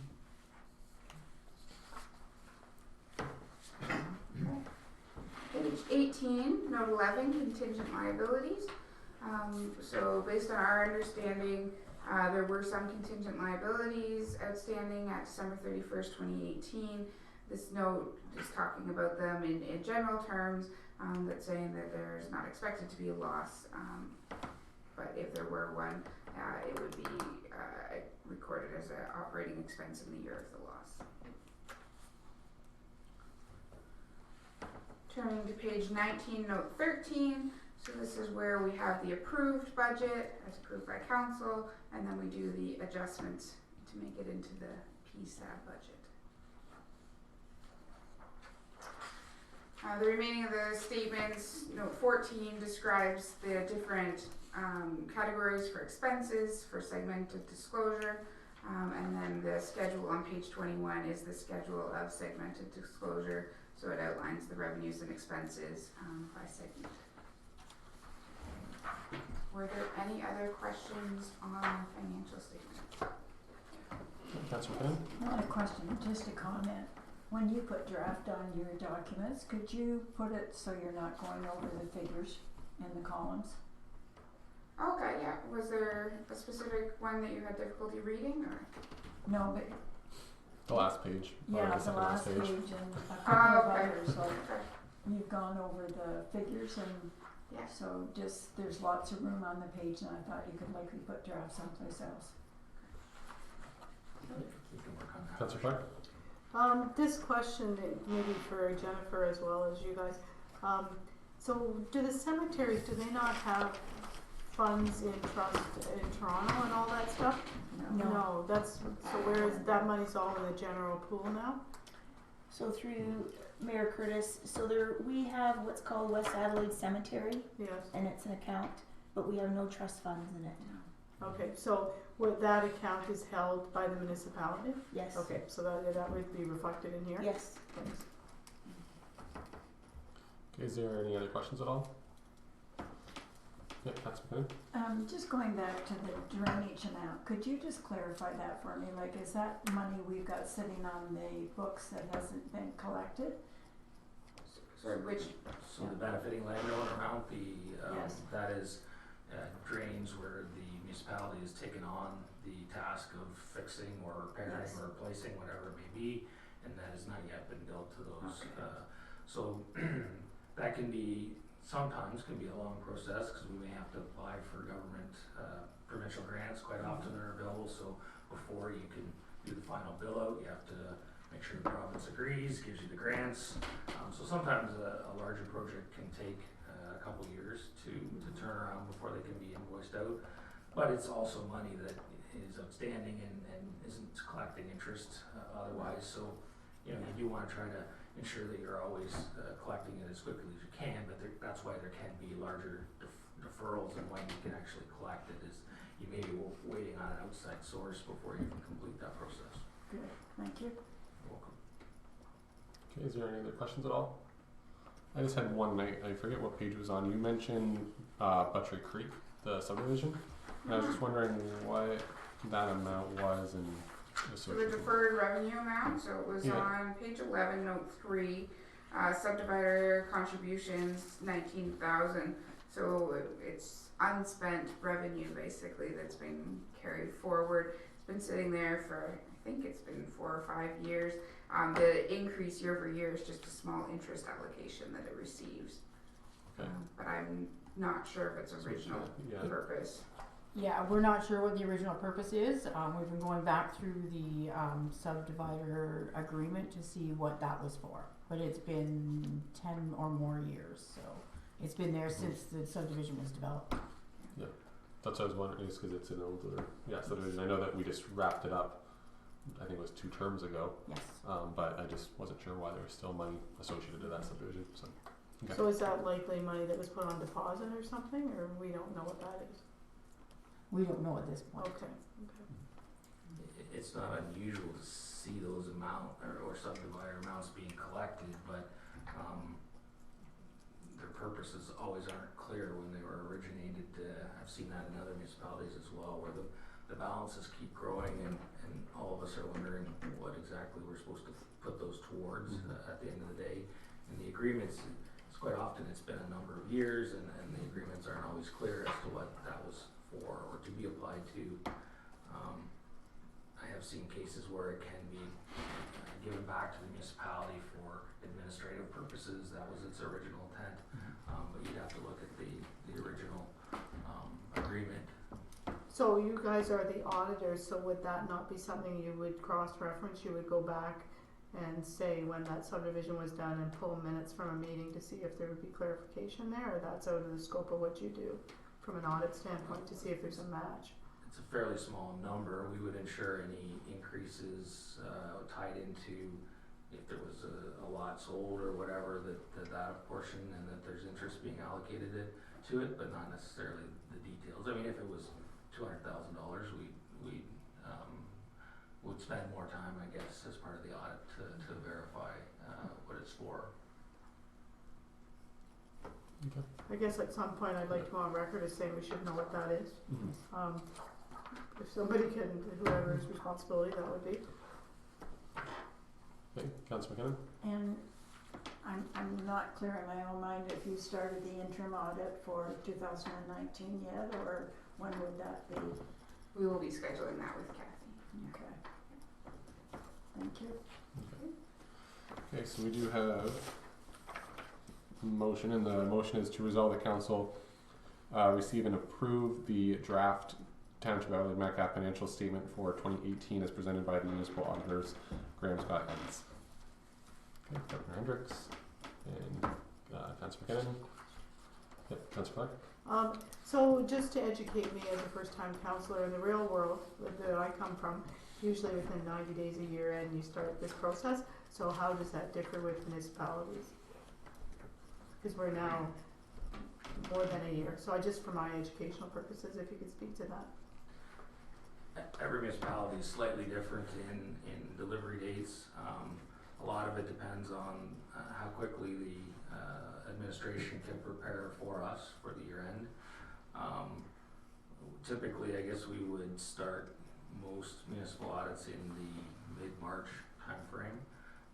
Depending on, we have certain municipalities that have consolidated entities that we have to wait on, but typically we would like to see things done by July at the latest type thing. So there were previous year. Yeah, there were a number of delays this year for a lot of different reasons. I guess a lot of reconciliation items where we'd asked Kathy to provide us more information on, and just with her own schedule trying to get that information, there were delays. Okay, thanks. I just didn't know how it worked. Thanks. Okay. So that was moved and seconded. We have, any other discussion at all? All those in favor? Opposed? And that's carried. Okay, thank you so much. So we do have just a couple of letters we need to share. Yep. So we have brought forward the engagement letter where we are engaged to complete the year-end audit. We have a required planning letter which has some required communication in it. One of which is just our communication with those charged with governance, council. We do encourage open communication. So we outline that in this letter. And additionally, we have our audit findings letter. So this indicates, it's basically a no issues letter, but it includes things such as significant difficulties encountered, significant accounting estimates, deficiencies in internal control, of which there were none to report. But it is a good letter for council to be aware of because it outlines all of those types of matters. And then finally, we do have the management representation letter, which we will ask Kathy to sign, taking responsibility for the information that has been provided to us. Perfect. Okay, thank you.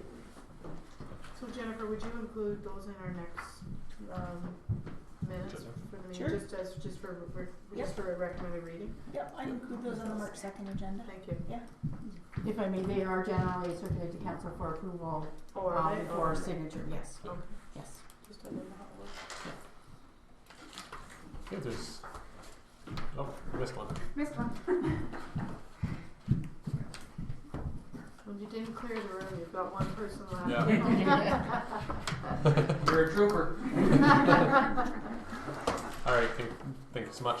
Yeah, nice meeting you, thanks for coming out. Thank you. Are you the same team every year, do they switch it up, or? We've been the same team since unfortunately since Don Lemon passed away, who was the previous main contact here. So that would have been 2016, I think. Okay. Yes, we try to be the same people. It makes it easier for continuity, sure. for everything. Yeah, that's great. Thanks. Excellent. Okay, thank you.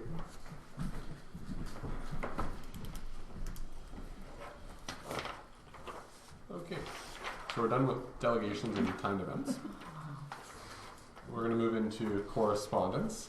So the first section is actually we have to jump back. I think I missed the minutes. So the minutes from February 3rd, 2020, we have a mover and seconder to approve those. Yep, Councillor I don't think McKinnon. you were here, were you? I No, wasn't there. and Councillor Clark. All those in favor? Opposed, and that's carried. What motion is that? Motion 5. Oh.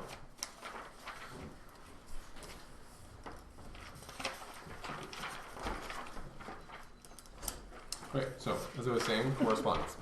So the next meeting is later on this week, so Thursday, February 20th, and that's our first budget meeting for 2020, followed by our next regular meeting, which is March 2nd and March 16th. And our first item for correspondence is an invitation for the St. Clair Region Conservation Authority AGM being held on February 27th in Forest. I assume Councillor McKinnon, you'll be I will be attending, and anyone else is welcome to come as well. They need to know for numbers for the meal. Perfect. Okay, I sent on the invitation to the warden, so hopefully she can attend. Good. Item number 2 is from the Strathroy District Chamber of Commerce, and it's their 2020 Leaders Luncheon. And I've asked Deputy Mayor Hendricks to attend and speak on that, as I'm busy that day. So hopefully, it's a pretty. Hopefully, I'll get the presentation from you. I'd like a day or so to prepare. I know. I'll airdrop it to you after this meeting because it's too big to send over. So it's a good event. I'm not sure if you can still buy tickets or not, but it's a good event to attend. Yes, Catherine has called today, and she needs to know tomorrow morning if anybody would like to attend. I'm obviously going. Hopefully they don't make you beg. Anyways, moving into the recommended readings, the item number 3 is the 2020 approved budget from the St. Clair. Anything you want to add to that? No. Item number 4 is from the Middlesex London Health Unit. It's their agenda and minutes of previous meetings. Dr. Mackey was. Just go ahead. Just a question to you, Mayor Curtis.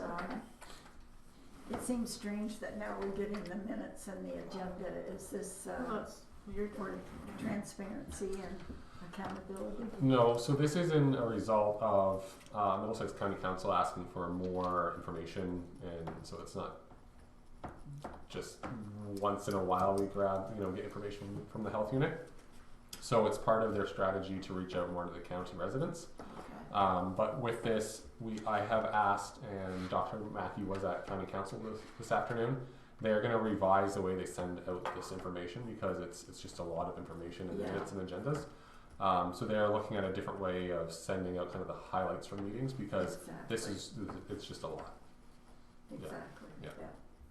But there is, so if you do go onto the Middlesex County Council website to their agendas, you can see an update from the health unit just as what's been happening in the last little while. So. Thank you.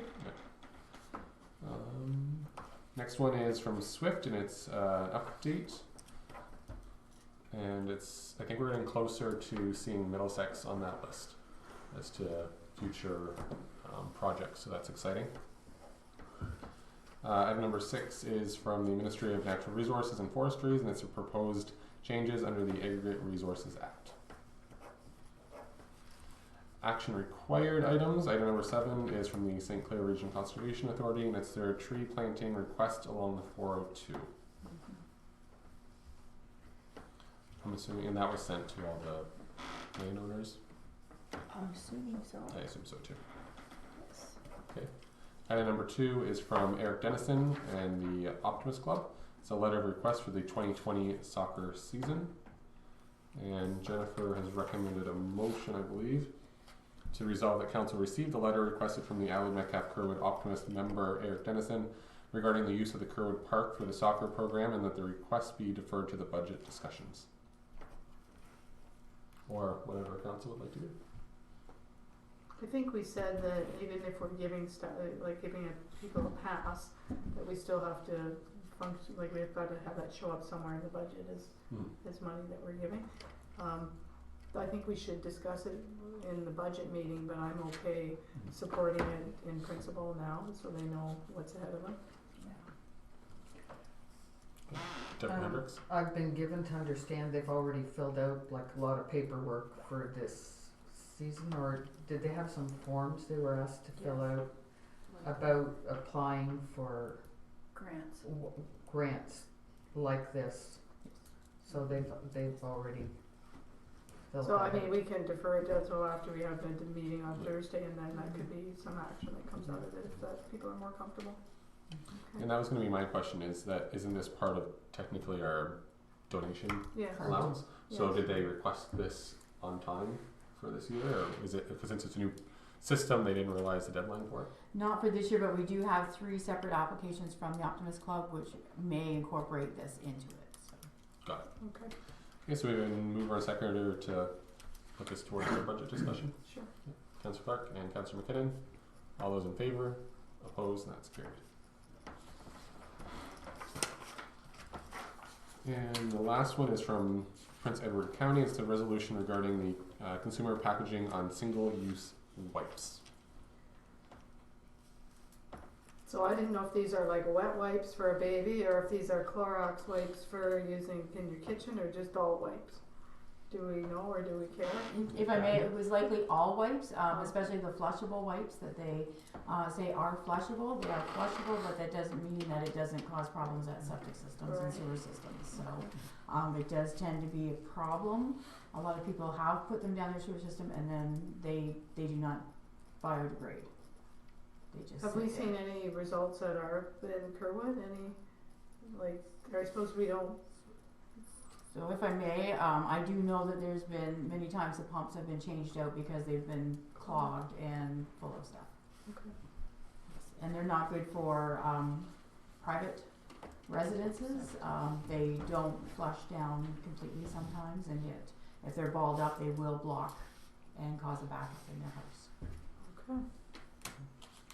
So we have a resolution to support.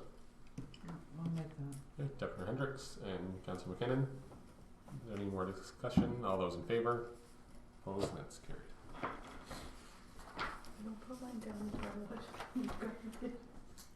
So we need a motion to resolve that council receive and file correspondence items CC 1 to 7. Councillor McKinnon and Councillor Clark. All those in favor? Opposed? And that's carried. Okay, moving into staff reports. Our first one is from our Public Works Manager, Coulter. Thank you, Mayor Smith. My report today is just on offering up Guelph Road School to all our employees. The recommendation will be resolved that council accept the Public Works employee training courses report as prepared by myself.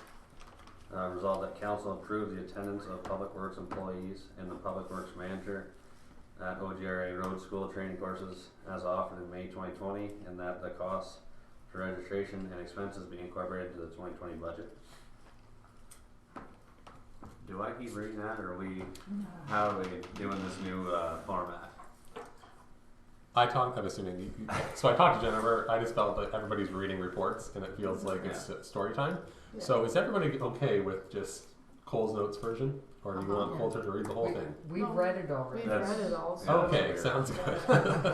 I just wanted to clear all that up. Yep, that's good. Okay. So I have a question, like, not, everybody doesn't go at the same time, right? You all, like, it would never be the whole road at an event? Through Mayor Smith, yeah, actually, everybody does go at the same time. Usually everybody doesn't go. This year, they will be all but one most likely to go. So there is somebody still here. Okay, there is somebody Yeah. on backup, okay, that We was would my make sure, concern, yeah. yeah, okay. That was my question as well. I just wanted to make sure everybody was actually going, if there was a backup with a neighboring municipality. Yeah, no, we definitely have somebody here. Cause you've got the, like, the newbies that I think is bad, you have to offer them some sort of education, I mean, Yeah. absolutely, so. Okay, Councillor McKinnon? Just a comment. I wondered why we were doing the recommendation first and not last, after you go through the background and the summary and the financial, and then. Okay. Well, I'll we're let her- assuming you've I'll already let read it. them speak. So through you, Mayor Smith, to Councillor McKinnon, in the same discussion with Mayor Smith, and I've discussed it with Kathy, we wondered if it would help council a little bit if they could see the recommendation first. That way you'll get the gist of what it is that we're doing without maybe having to read every little word that might be in there. Depending on, maybe you might not have much time to read everything. Well, no, there's your support is there, there's Some support, municipalities put recommending it if they first, have some put it at concerns the and end. supports. After discussions with the mayor and the CAO, we thought maybe it might be more helpful to council if it was first. I like it. I prefer Preference. the old way. Skip over it. And go back. No, I like that sort of change. Tell me what you want. Tell me what you want, and then Yeah. prove to me why you should have it. So there you go. I'm okay with it. It's like the executive summary, and then if you need more, you can go down further. Yeah.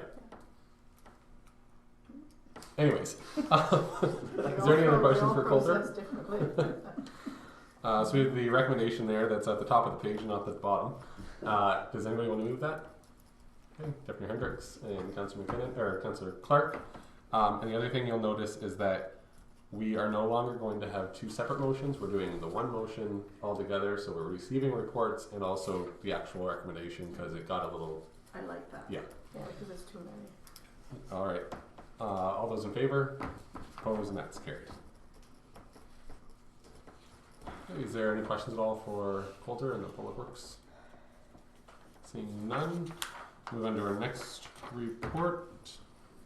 And that's our chief building official, and I don't see him around the table. So who's going to take this one on? I can. Okay. I can. As you can see, it's not in the template. This is how it was presented to staff. So these are draft numbers in case there are any changes that staff needs to make to the numbers. So I didn't want it to put that it was final draft because there might be changes. So as you can see, it's an annual report that we have to output. We're mandated to also submit it to the ministry. So this is based off of Jeff's numbers that he receives a download through internet connection with flows for the Kerwood sewer treatment plant. Okay. Councillor Clark? So do you get a certificate of approval every year based on this report, or they just give you one and then they don't, unless you're bad, they'll rescind it, but it's just a one and done? Yeah, kind of it's a thing? one and done, Okay. but we do have to submit reporting, and this is part of it. And And it's not, samples it's and all. not a certificate of approval, it's a certificate of analysis? No, it is a certificate of approval is that we approval. have, Okay, sorry. and we have to meet the specifications annually in regards to our conditions, specifically when it gets to nitrates. There are certain criteria that we have to achieve, and we do different monitoring or different treatment programs to meet those criteria. Based on the results, okay, thank you. Is this, who does this, Jeff or Aaron, or who? Jeff does it? Jeff prepares the report, yes. Okay, thank you. Okay, Councillor McKinnon? Is there a reason why Jeff isn't bringing the reports to council himself rather than through the clerk? We would need to discuss that in personnel, in Okay. closed session. Okay. Okay, is there any other questions on the report at all? Seeing none, we need a motion to resolve that council receive the 2019 annual report for the Kerwood sewage treatment site as presented. Councillor McKinnon and Councillor Clark, all those in favor, opposed, and that's carried.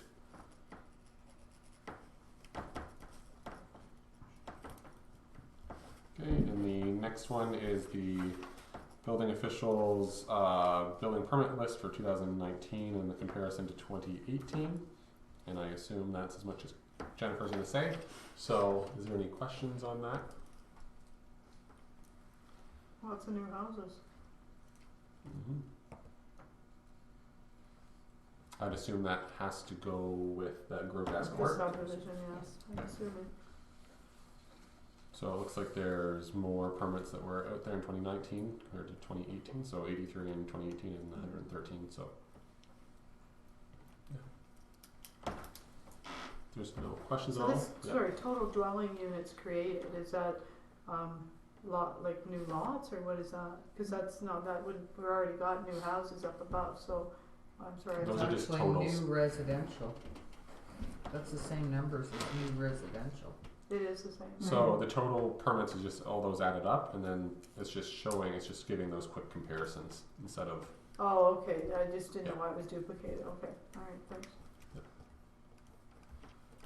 Okay, so we have a mover and seconder to resolve that council received the township permit comparison summary for permits issued January 1st, 2019 to December, is that right? January 1st, 2018 to it's a 2-year comparison. yes. Got it, to December 31st, 2019 as presented. Deputy Hendricks and Councillor Clark, all those in favor, opposed, and that's carried. Oh, yeah. Our next report is from our clerk, Jennifer. Thanks, Mayor Smith. So every year we get a correspondence from the County of Middlesex regarding who our municipal weed inspector is going to be. In the past, we've appointed Mark Brown, who is the County of Middlesex weed inspector, and that is my recommendation again this year, and it's a yearly or an annual appointment. Okay, is there any questions at all? No. It's pretty cookie cutter. The mover and seconder for the recommendation, Councillor McKinnon and Deputy Hendricks. All those in favor, opposed, and that's carried. My next report is based off of an email I received from our primary CEMC, which is Bettina Weber, and it's regarding the introduction to community emergency management workshops. She's been approached by other municipalities to put on some workshops that help elected officials and staff that are not part of the emergency management program committee. So she's just putting it out there that she's going to be putting on these workshops. There's some that have already been, I'll say, scheduled in the municipality, however, not at a location just yet. But Southwest Middlesex will have one, Middlesex Center will have one, Thames Center will have one, and Middlesex County at the county building will also have one. So once dates and times are provided, I can forward them on for those that are interested in attending. Is there any questions at all? Okay, so the recommendation is just to receive the report. Okay, Councillor McKinnon and Deputy Hendricks, all those in favor, opposed, and that's carried.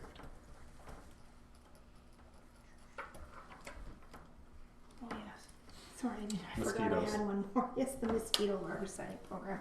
This is also an annual correspondence that we get from the County of Middlesex Health Unit, and they basically need our permission in order to do mosquito larviciding. So the information is there, and it's just go ahead and give them the approval to go ahead with mosquito larviciding. Okay, is there any questions at all? Mover and seconder, Deputy Hendricks and Councillor Clark. All those in favor, opposed, and that's carried.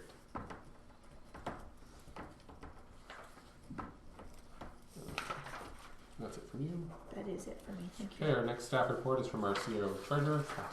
Thank you, Mayor Smith. The first report is the invoice payment approval for the period February 1st, 2020 to February 14th, 2020 in the amount of $120,789.42. Is there any questions on the accounts at all? No, so we have a mover and seconder to receive those invoices. Okay, Councillor Kinnon and Deputy Hendricks, all those in favor, opposed, and that's carried.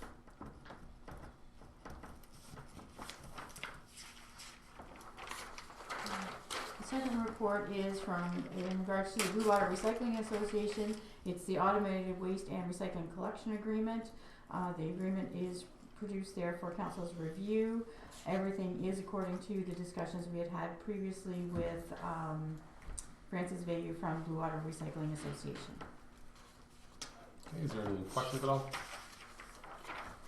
We have a motion in front of us to receive the report, and then also for the agreement, where am I looking? And that the recycling collection agreement staff report be as presented, and that the council approve the waste and recycling collection agreement as presented as well. Okay, Councillor Clark and Deputy Hendricks, all those in favor, opposed, and that's carried. The next report is in regards to the Middlesex County Road and Bridge Assumption Study. The Middlesex County Council was dealing with this report this morning.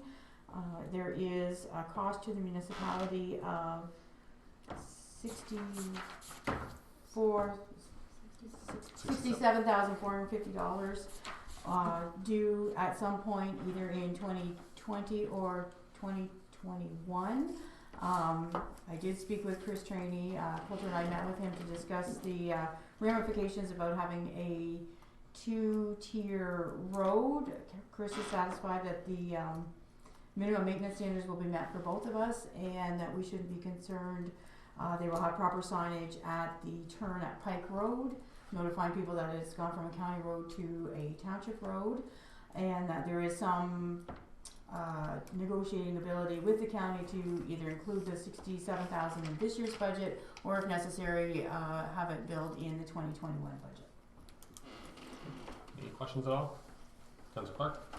So I'm assuming before the path was gone down, this $9,500 per kilometer and the total being the 67 and change, that's revenue neutral, like are we saving money, or is this costing us money, or what's the math around this? You're asking me? Anybody who wants to answer it. So that's the winter, like that's the maintenance cost estimate for a year. Right, so do we have the ability to reduce it down to figure out what our actual costs are? My response to that is it's for 1 year, and after that the county assumes it. So they're looking at the cost for everything going forward. Okay, so the 67 is not per year. No. It's only for 1 year. 1 year. And then Yeah. I'm comfortable with that. Okay, thanks. Yeah. I thought it was per year.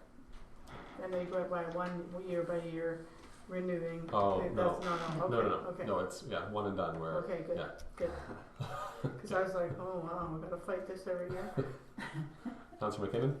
How does this affect the petition to stop the whistleblowing? Does that now move forward to the county for their decision on it, or what happens with that? Yeah, I mean, through your worship, yes, the jurisdiction of the road will transfer, assuming it was approved at county council today. We haven't received any notifications, but it looked as if it was going to be approved at county council, so as of August the 1st, it will become the jurisdiction of the county of Middlesex. So we will be referring the complainant to the county of Middlesex for having that done. We did, Coulter and I, when we spoke with Chris Traney about that, we did talk about this, and because of their mandate for safety, it would be up to them to make that decision. So it's unfair at this time for us to make a decision on something that they would have to be obligated to carry out. So further to that, should we be notifying the residents that this is now possibly a county matter and we've passed on their concerns to the county? Yeah, I would think that we should send a letter to that. It's just the one. Yeah. Yes. Thank you. Okay, is there any other questions at all? Okay, seeing none, so we have, we are going to break this out into the 3 different motions just because it's a little harder to deal with. So the first one is just to receive the report. Okay, Deputy Hendricks and Councillor McKinnon, all those in favor, opposed, and that's carried. And then the next one is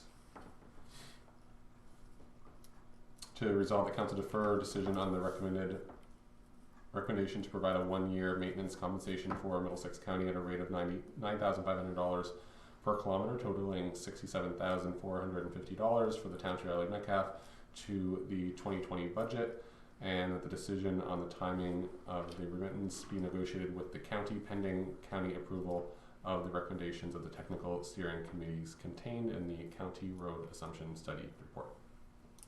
Mover and seconder, Councillor McKinnon and Deputy Hendricks. All those in favor, opposed, and that's carried. And the next one is resolve that council take no action at this time in pursuing the cessation of the train whistling at Pike Road Railway crossing, as the County of Middlesex has provided notice that the county intends to designate Pike Road as part of the county road systems as of August 1st, 2020. And if this is approved, I also just want to add on to it that we notify Residents. the resident, or I guess it's... We will notify the property owners affected. So would be the ones along the Pike Road. I think we should notify everyone who signed the petition, and we will notify everyone who signed the petition at that point. That's the best way to do it, yeah. That makes sense. So I guess it's notify the people who signed the petition. That makes sense. Okay. It's too bad the taxes went out already. So moved. Okay, moved by Councillor McKinnon, seconded by Councillor Clark. All those in favor, opposed, and that's carried. The next report is just an update to council on the municipal modernization program and some Middlesex County joint submissions that were approved. The Ministry of Municipal Affairs and Housing has approved 2 applications from the county, which this municipality is also party to. One is for the digital transformation of the business process review. That involves Laserfiche and a new method in which we can store documents and circulate documents and just use technology more efficiently. And the other one is a service delivery review, reviewing payroll, including a human resources features as a service for local tiers, all provided through the county to the local tiers. They're expecting the proposals to be fully funded, and we will be notified as the proposals go out. Okay, is there any questions at all? Okay, move a seconder to receive that report. Okay, Councillor Clark and Councillor McKinnon. All those in favor, opposed, and that's carried. Final report is just a financial report, including the tax situation and the payroll for January. Okay, is there any questions at all? So that's the other people.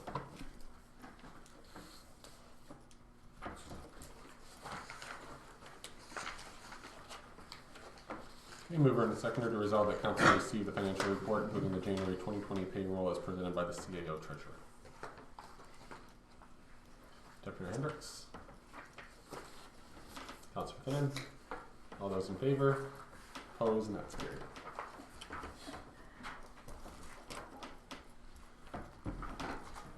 Okie dokie. Okay, other business. Is there anything before other business before we go into our second closed session? Yes.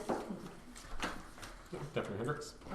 Yeah, I kind of wanted to report a little bit about it at the last meeting that I wasn't able to stay for, but I did speak to some, I don't even remember if it was Enbridge or Union Gas, and there was a second round of funding, so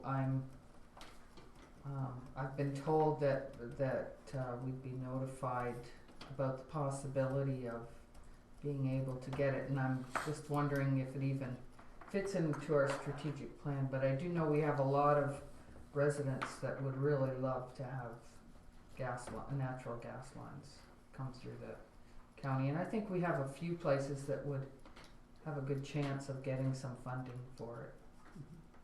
So. If I may add, I was contacted by Enbridge Union Gas, and we are working with them to come up with some areas that would be designated as prime areas for an expansion. Okay. And he couldn't really answer the question, but how do they determine which areas? Is it by houses, by usage, farm use? Farmers. Well, I kind of was told they like the biggest bang for the buck, so Yeah, if you got some dryers and stuff, I mean. Yeah. Okay, Councillor Clark. Just under, I don't know, I only heard about this on the radio on my drive home from up north today. Wellington County is promoting DocuPet, and I'd be really curious to know if that's a more cost-effective way. I guess you go online, and then you could stop in the township office and just pay for your dog tags, and just with your debit or whatever, or you can order it online. So I'd be curious to know if that's something we should maybe be looking into, if that's more cost effective than having the dog person go around. Or maybe her contract includes many other things as well. Is that in the fee? I don't know, but maybe we could talk about that at the budget if there's time, or Yeah, I'm just saying of looking at ways of saving some money and being a little more efficient. Yeah, just to comment on that. So it was probably the last term or the previous term, I brought up the idea that we should move to a model that like Strathroy Care Doc has, where it's you buy a tag and it's for the life of the pet.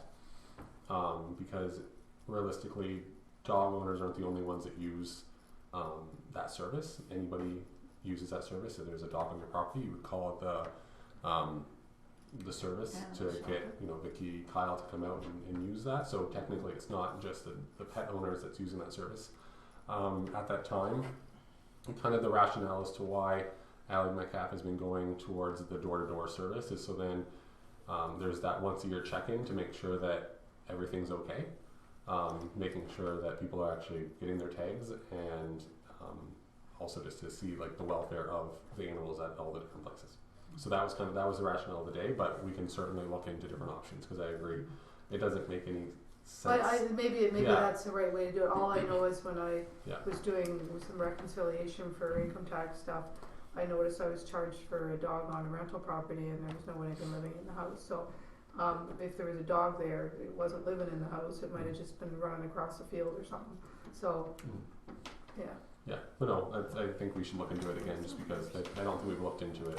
Yeah, I mean, if there's a better way or a more efficient way of doing it, I don't know. I just figured that was the answer I was given when I asked the question. So, I just never heard of this DocuPet, and they're really pushing it in Wellington County. So, and that's a rural community. Yeah. So. Is there anything else for other business? I just have one thing, just so then it's in the minutes. I had somebody contact me and was asking about sidewalks on Panel Lane within Adelaide Metcalfe, and then working in with Strathroy Care Doc to go from 81 to Head Street. I forwarded that request over to Strathroy Care Doc to see where they were at in their program, to see if they were looking at sidewalks there. At this time, it's not on the horizon, but they are looking at a whole sidewalk plan, because recently they've just been sporadically putting in sidewalks and they don't have an actual plan, so they're looking at everything.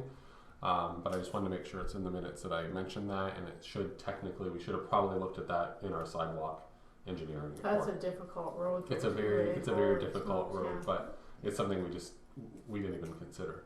So we need to, we might need to add that in, or consider it, or talk to Strathroy Care Doc to see if they're planning on doing it. So we were told we were gonna have the guy here on the 18th to talk about the sidewalks, or that? He's coming on budget time. Oh, he is, On okay, on okay, Thursday, perfect. yes. Thank you. Okay, so if there's nothing else for other business, we have our closed session number 2. So we have a motion to go into closed session under section 239(2) of the Municipal Act, under those sections A, B, C, D, and F, and that's at 9:12 p.m. Councilor McKinnon and Deputy Mayor Hendricks, all those in favor, opposed, and that's carried. And we'll also take a 5-minute recess, which I'll say on the camera when we go into close. And going into closed session, Fire Chief Nordoff will be here for the first two section. items. Yep, And then sounds good. Alrighty, so we just ended our closed session at 11:19 p.m. From our closed session, and we just have the one item for the Rising Report, and that is to proceed as directed. Resolve that council directs staff to proceed as discussed in closed session. Deputy Hendricks, Councillor Clark, all those in favor, opposed, and that's carried. And before we go to the bylaws, we just have to state that we did realize that we went past the 11 p.m. curfew, but during the closed session, the majority of council was fine with proceeding, as we needed to get a number of those items done. Yeah. Okay, so we need a motion to resolve that the first and second readings be given to bylaw number 7 of 2020, the zoning bylaw amendment Z03 2020, bylaw number 8, zoning bylaw amendment Z04 2020, and that the mayor and clerk sign the bylaws. I can't read anymore. Moved. Moved by Councillor McKinnon, second by Deputy Mayor Hendricks. All those in favor?